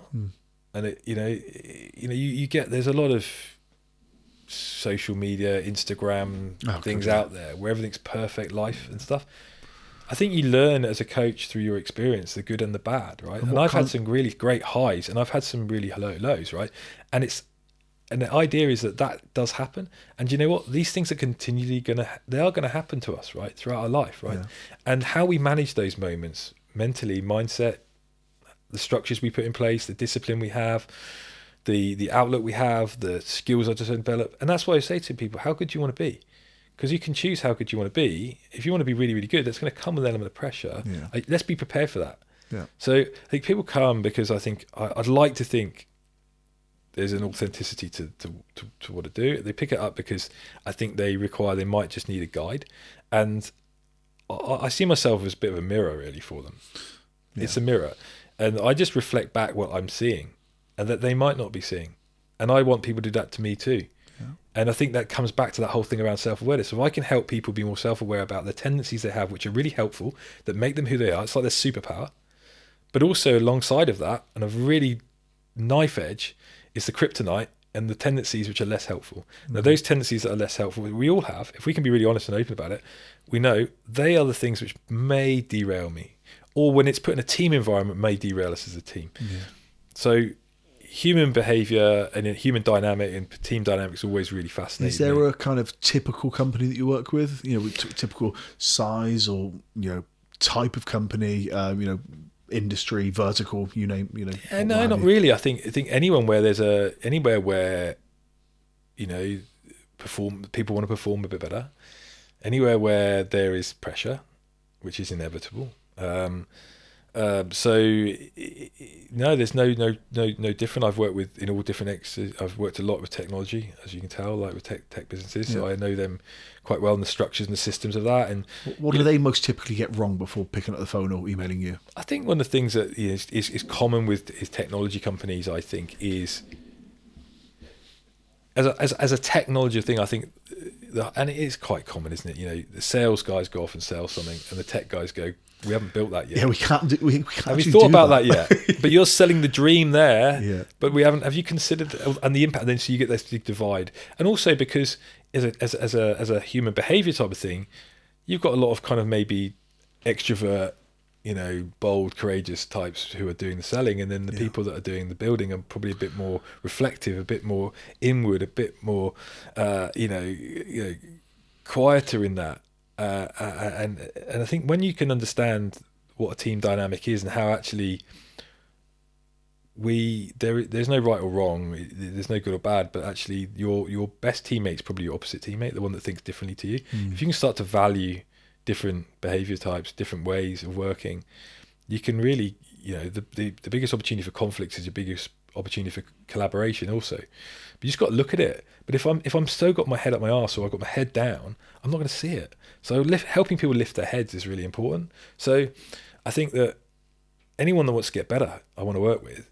And whether that's an individual as a CEO leader, helping them as well. I did quite a lot of stuff and study on flow science, which is quite an interesting concept about when we the neuroscience behind performance as well. When those moments where action and awareness merge. So we could be having this conversation now, and it's just effortless and it's just brilliant because we're connecting, and it's like, God, what's the time? Yeah. There's an element of group flow here because we're kind of like thinking the same, but that can still, you look at like big wave surfers or I don't know, a goal kicker that just can't miss. Right, they're in this kind of moment where they're so in tune with what they're doing that it's almost like they're in the zone. They call it in the zone, but that's something slightly different. And it is that where you are totally focused on the goal at hand. You've got all these different flow triggers that are turning up, but to be in that moment, you've got to be physically right as well. So understanding to perform at our best and feel at our best, those moments when you want to have that kind of, that's a brilliant moment. We need to prepare ourselves for that. So how we structure our days to help us enable flow. Flow's trainable. That was interesting because that really got me into like the kind of more neuroscience, what's going on in our brains, and the sort of the fight, flight, freeze, the different nervous systems, and the impact that has on us as individuals. I love it as well, because it's the stuff that, and I used to talk to my team about this all the time, it's not just what you do when you're in the office, or it's not just what you do between 9 and 5:30. It's you know, everything, like I always used to say, life happens in and around this business. And that means, again, to the rugby, you know, treating it like a rugby team point is, things are going to happen that are going to impact your ability to work here. And we need to work with you on that, you know, and not see that as a problem, because you're a human being. It's going to bring all this to it. And, you know, the psychology of what happens outside, can you just walk through that door and shut the door and it's just not there? No, of course, you're going to bring it with you. So how do we work together to make that work? Yeah, and I think being able to give people a real simple toolkit to go and walk away and work and practice, put in the practice. And then as a coach, you're there to hold them accountable and help them and support and challenge. I think that whole thing of balance between support and challenge, high support, high challenge, is where I want to be, to help really, you know, help people move forward. But also that insight that you get, you know, like you said there, which I think is really, really, really interesting, is that the businesses that I find that are really that really start to fly is when they look after the human being as a whole, and not just what happens 9 to 5, right? Because we perform 9 to 5, but actually, it's like you say, it starts well before that. So when I'm having coaching conversations with individuals, some of it might be about how they're organising their day and people that are really annoying them in their office and how they can manage that. And that's normally more about them than about the other person, because you can't control what the other person does. But actually, how you're turning up.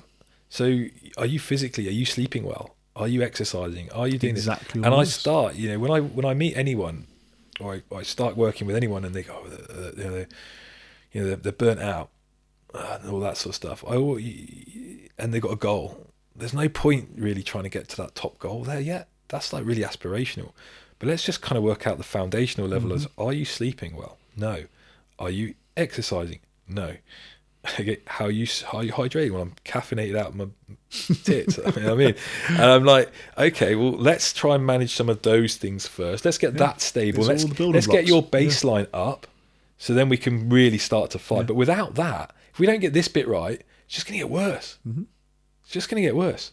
So I love that, because I have a lot of energy. And this is, I'm probably leading into the conversation now, which goes back to where we started with Alex.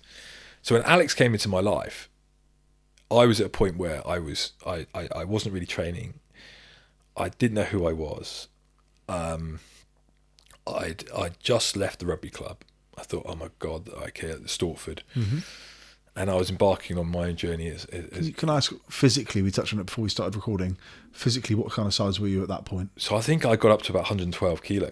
So, it was happy way. I was in a great relationship. I was, drinking too much beer probably. And, you go from being a rugby player where you binged at the weekend. You binge drank at weekends generally in rugby.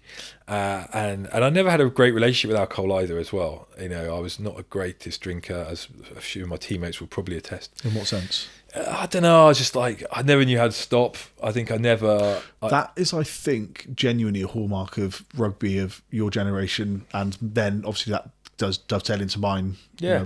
Being your first 48, I'm 38. I think we're taught excess. We're shown excess. We're shown 1 pint's never enough. Get 3 down you quick. Yeah. And then what, you can stop at that, are you? The bus journey, you said. The bus, it's always someone that can drink more than you, and trying to compete there, and it was never great. And I got myself in bother as well, and scrapes and stuff, and throughout my life actually, as a youngster as well, and the waking up of like the guilt, oh, what have I done, or that, and I hated that. So I met Alex, and he helped me with the challenges that we got involved with. He helped me find my challenge compass, my competitive drive for me compass. But it wasn't about me, because it had a purpose which was bigger than me, which was the charity. And when they asked me to become a patron of this fine charity, it was just a moment. I was like, that's amazing. And then I started getting involved with stuff with Alex, and we started going off and doing these great things. And then that made me want to train more and get fitter and prioritise myself. And then I decided I'm going to stop drinking. I said, like, that's it. I'm going to, I was drinking a bit, but I thought, I don't need this at the moment. I'm going to give it a go. And whether or not, so you're never going to drink again or whatever, but it just works. It's nearly to be 3 years in June, and my relationships are better, I suppose. Certain relationships are better anyway. I think I'm probably a better person to be around. I can certainly manage my emotions better in when the things around me that test me, and there's certain things in my personal life that are testing. I'm able to react to those or respond to those with clarity and not, impulse. So that's become much better for me. And then it's really helped me go off and go back to that. I guess that kid at 48, I feel like I'm that kid that was at that pub that used to go out and ride my bike and just get off in adventures. And I feel like I'm that. And what are you walking around at now, weight-wise? About 89. So we're talking significant weight loss, and a lot of that will be alcohol, won't it? And, the choices that you make when you're drinking as well. Yeah, look, I've decided that I want to. Life is precious, right? And Alex has taught me that. Yeah.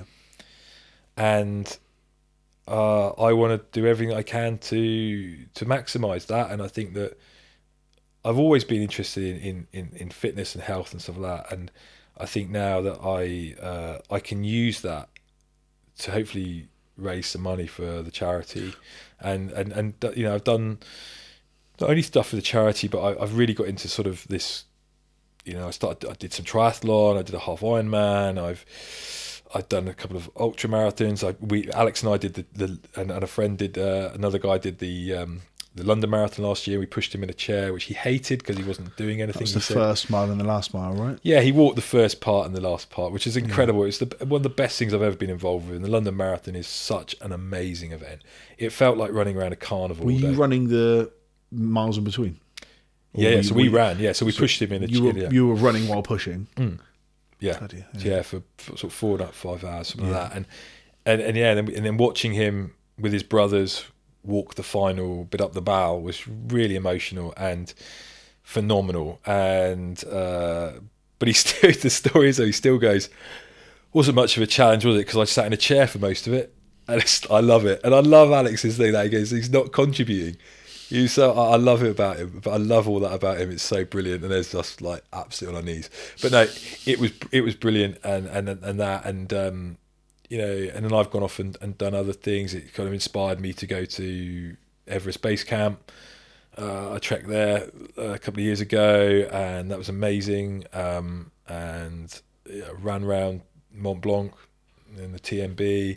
So all these things that just wouldn't have happened had you not met Alex. I never would have done it. I never would have thought that I could do it. I never would have even. No, I don't think I would. It opened my eyes to go make the most of what you have. You can't control what you can't control, and that was going to be a question: is like, how has it made you think about life? Working around, being around MND, people with MND. Make the most of every moment you have. You never know what's around the corner. Everyone says like you control what you can control. It's really obvious, but it's really hard to do because all the things you can't control are the things that are really trying to divert your attention. It's the hardest thing I've had to learn as an adult is that I'm not in control of everything, because when I was a child, the kind of upbringing I had, self-authorship, personal agency and control was all I had. And I was like, right, I know what to do. I know this isn't a good life. This isn't what I want. How do I get up and out of this? I'm in control. And then the last year's taught me that I'm not as in control as I hoped and thought I was, because if I was, then my brother would still be here. Yeah. I know that's a really dark, heavy thing to say, but that's a really hard lesson to learn is, you cannot be in control of all these different variables. So it's like, you can only do what you can do. Yeah. It's amazing to hear what you're doing, mate. Has it made you obviously there is a lot that goes on with Rob Burrows and the other guys, and lots of incredible challenges and bike rides and all these things. Have you ever thought about a bit of cross kind of pollination? Yeah, definitely. And I think that the great thing is we've got a great relationship with the sort of the Rob Burrow Foundation and Lindsay and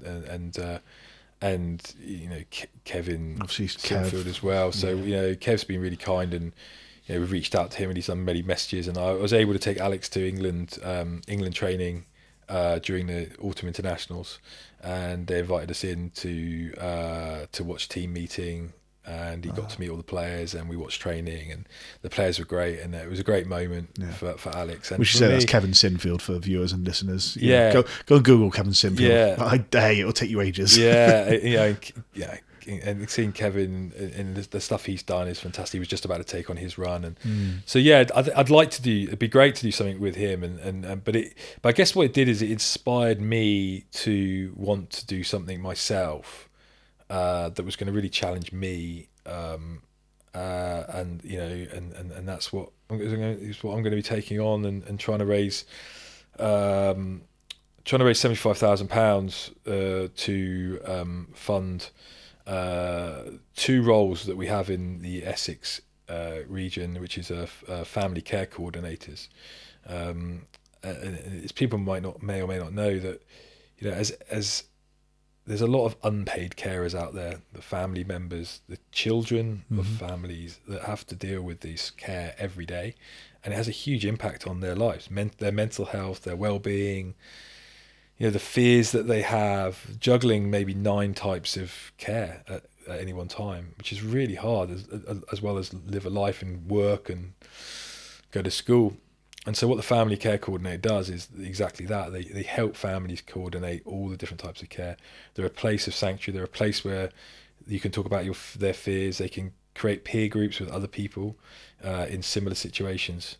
And people that have talked about this over the last year or so, since the roles have been there, have said, it really is a lifesaver for us. It's an absolute lifesaver for us to make sure that the people diagnosed are getting the care they need when they need it.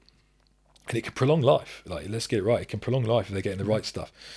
So I wanted to raise money for something that was not just a pot. I wanted to raise money for something specific.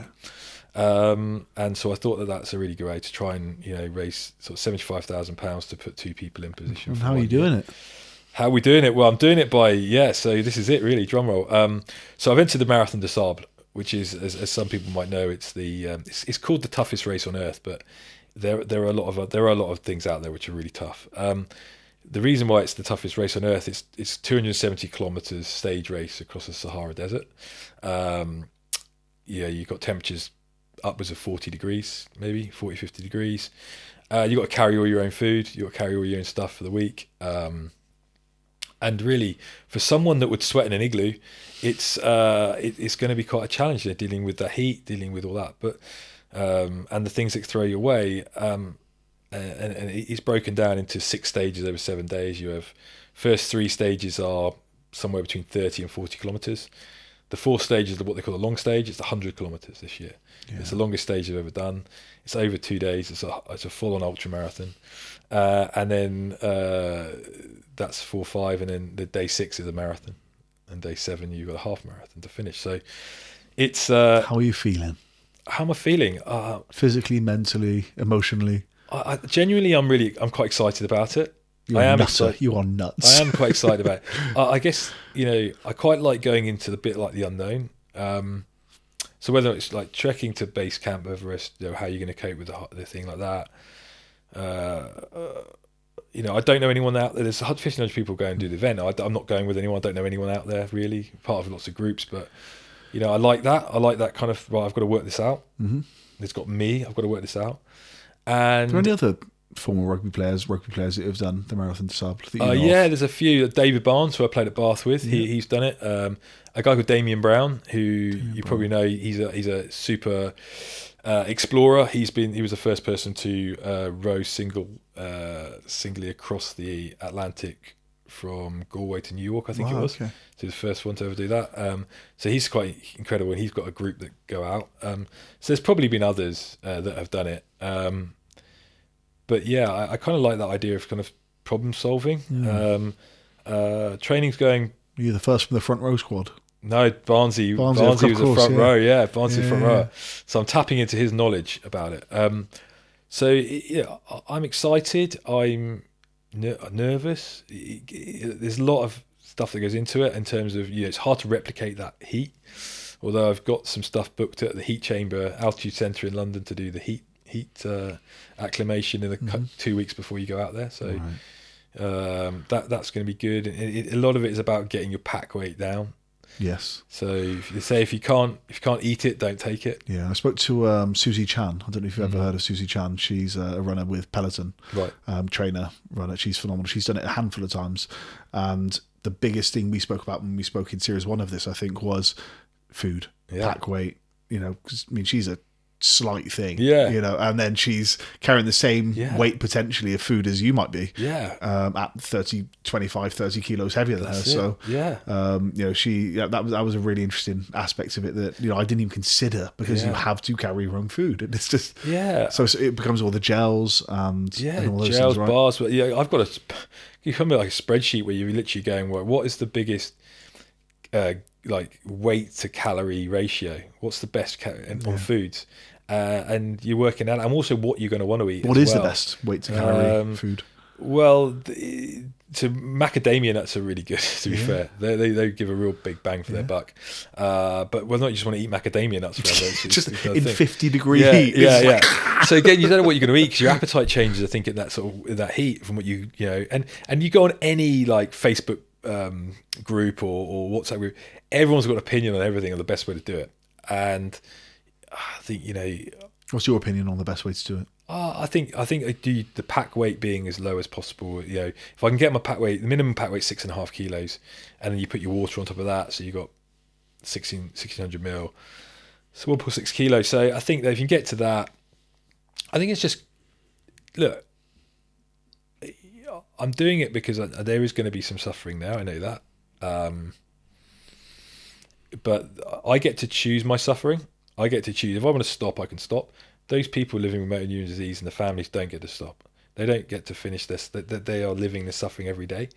So there's a real clear purpose for why I want to do this, as well as for for myself as well. It's something I want to do. If you're able to. I mean, what does Alex think about it?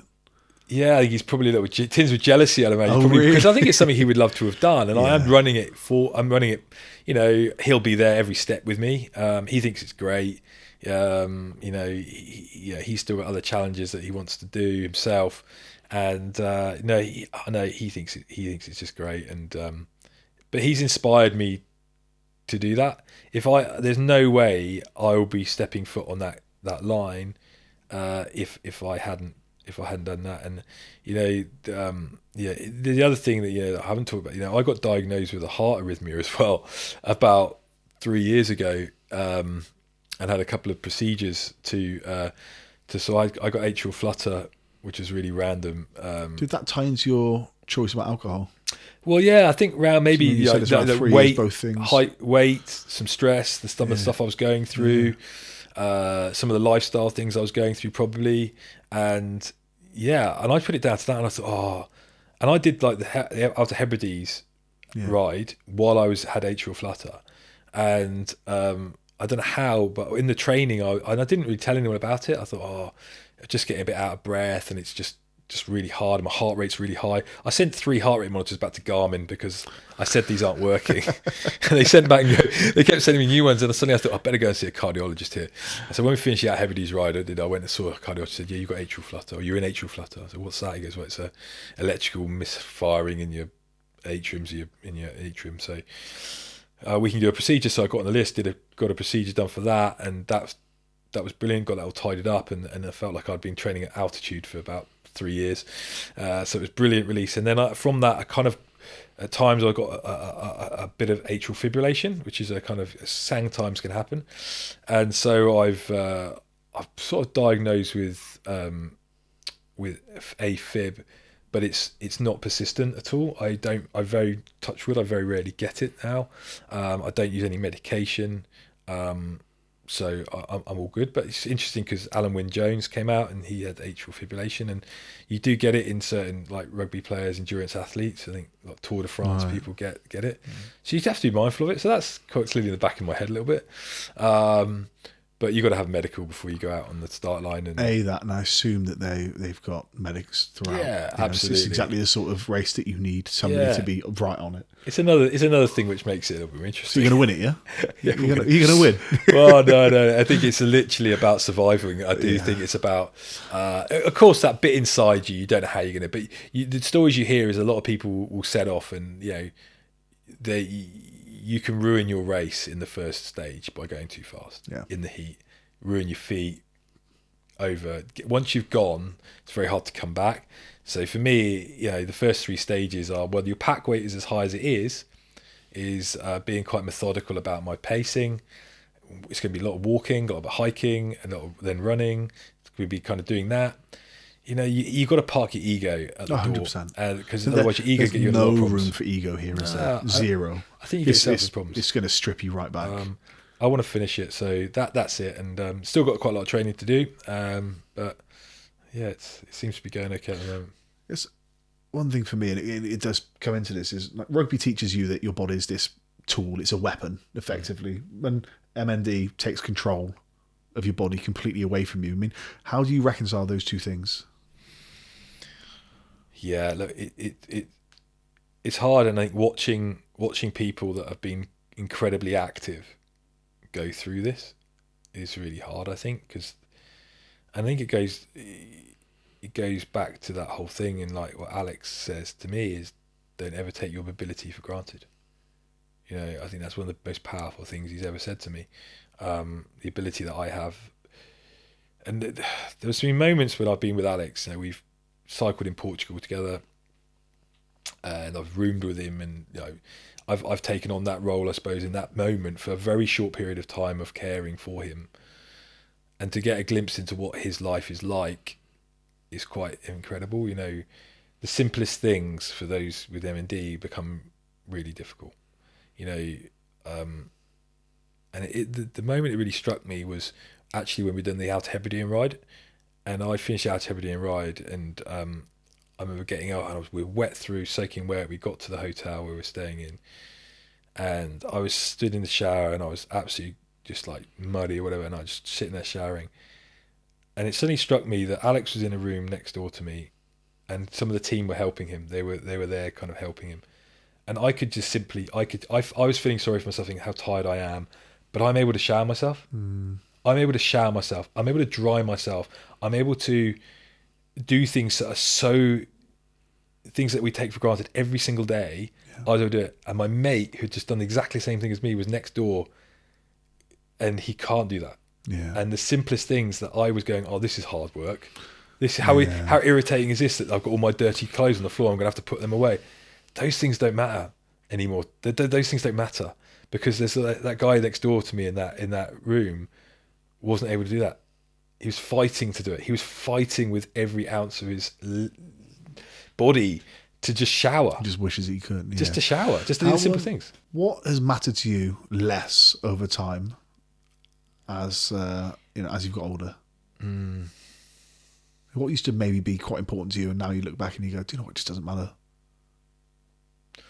I think it's like, don't sweat the small stuff, isn't it? I think there is so many things that I used to worry loads of stuff that I couldn't control.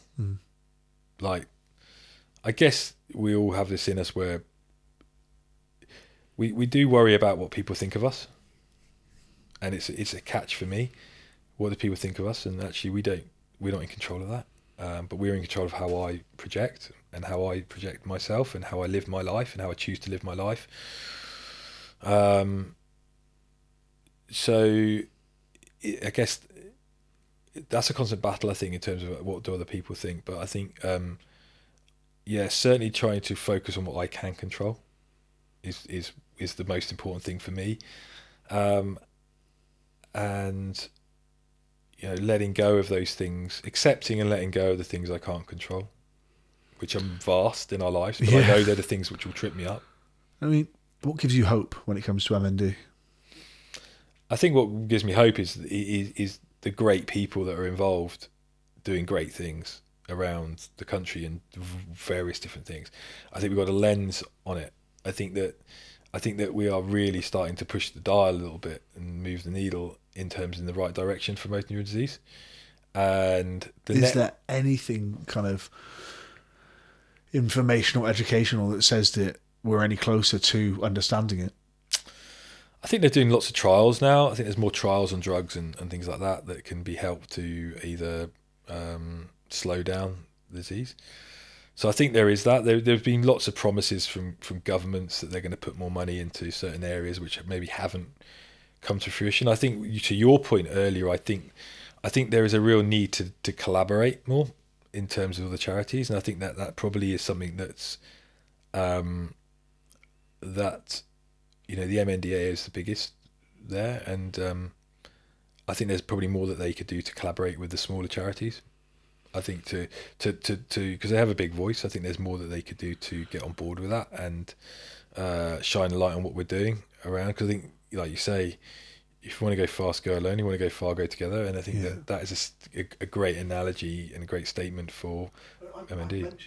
I've seen it where there are other charities that have come together, combined forces, whether under one banner or not, and you can.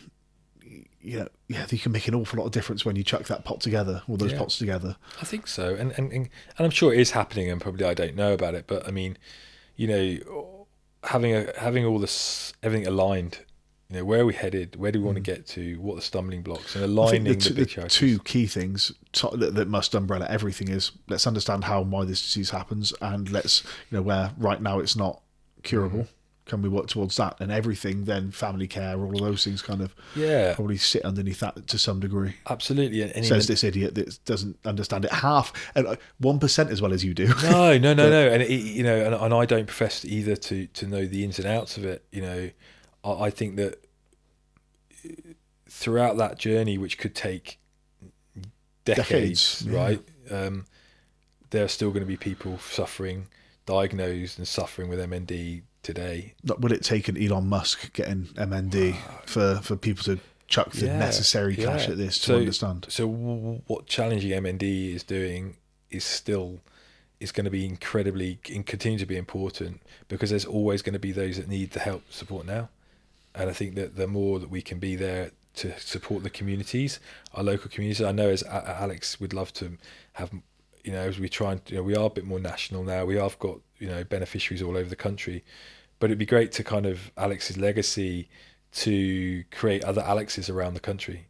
I think that if we could have almost like a satellites of Challenging MND around in different regions, people like Alex taking on challenges to shine the light and then creating their little ecosystem around them. If we could have those all around the country, I think that'd be really powerful, all under Challenging MND and Alex as our founder and as our pioneer. You mentioned two roles. You said the family liaison, care coordinator, family care coordinator, and then is that two family care coordinators? Yeah. Oh, okay, right. So that's two roles, one in North and one in Mid Essex. Right. So they're the kind of two roles that I want to raise money, and I think one of the ways of sort of raising that money is we're looking at people that can we're going to do like a virtual marathon de Sables. Right. So people can and we're going to announce that in the next week or so, where people in that week can either in groups or on their own can do the stages with me, and they can plot it and they can raise money, fundraise, and they can do it as families. They could do where they do that 30k stage could be broken up into 5 people do walking. It could be different. You can do it in any way they want to do it, right? So how can people donate or get involved and do that? Yeah, so you can go via the website, the challenginmnd.org, and there'll be a link to my GiveStar fund. You'll see my stuff on social media as well, on Where Instagram, follow you and there? LinkedIn, and Facebook. So I fly it on the 1st of April, and the event starts on the 5th, 5th to the 13th. Lots to get going with, and I'm sure there's going to be others straight after that. I'm sure there'll be other things to jump into. It's incredible, and I can't wait to see and follow along and see how you do. I probably won't be joining you on the stages. There'll be stuff we can do. There'll but be other absolutely, stuff. It's I'll cheer and I'll share, and we'll be part of it like that. You mentioned your socials. Do you know your social handles for people to follow along? It's a good question. Google Andy Long Instagram. Yeah, Google, yeah. This is one of the things this is why we have Challenging, and we have and we have a PR company. It's something that I'm getting the grips with. But you probably find me on Facebook under Andy Long, and I think it's Impact 2 Andy. Yes, so Impact 2 is my company name. The two kind of symbolised by, I suppose, that was my playing number. Which meant a lot, and I mean the two also symbolises really the two aspects of performance for me is perform at your best and feel at your best. You know, there are two aspects really. It's like, and I want to be able to make a positive impact on people's lives. I always end by asking if you could complete this sentence for me. Anything is possible if you're willing to take the first step. Love it. Well done, mate. That was brilliant. Thank you so much for your time, man. That's it's such a complex topic, and you know, I wanted to get into your career, obviously coaching and everything in between. But you know, it's lovely to have started and ended with the MND stuff. So thank you. I really appreciate your time. Thank you. It's like anything. I think it becomes quite cathartic. Brilliant. Cheers, mate. Cheers, man. And we are back. I hope you enjoyed it. Go and follow Andy. He's a great guy doing great things. Go and follow Challenging MND. What those guys are doing for families, particularly of people with MND, is incredible. Thank you. Thank you for following. Thank you for listening. Thank you for watching. Hugely appreciated. As mentioned in the episode, you can support Andy's efforts as he runs the Marathon des Sables. Crazy guy. Do not never say never, but I don't think you're going to catch me doing it, if I'm completely honest. I'm just, I'm not sure it's for me. But what a guy. Thank you for everything. Thank you for being wonderful possibilists, my little posse of possibilists. Keep listening, keep watching, subscribe if you haven't already, wherever you get this. If you watch on YouTube, subscribe there, click the bell, you'll get notified every time there's a new episode. If you watch or listen on Spotify, do the same there, pretty please. I think it's something crazy, like only a third of people do subscribe. So if you do, and you enjoy these conversations and you want to keep coming back, it's as easy as doing that, and then it'll just drop into your playlist. Otherwise, projectpossible.substack.com, subscribe there, and I'll send you weekly emails. Yeah, I think that's everything. I'll be back next Monday with another fantastic guest. I hope you have a great week in the meantime. Stay strong.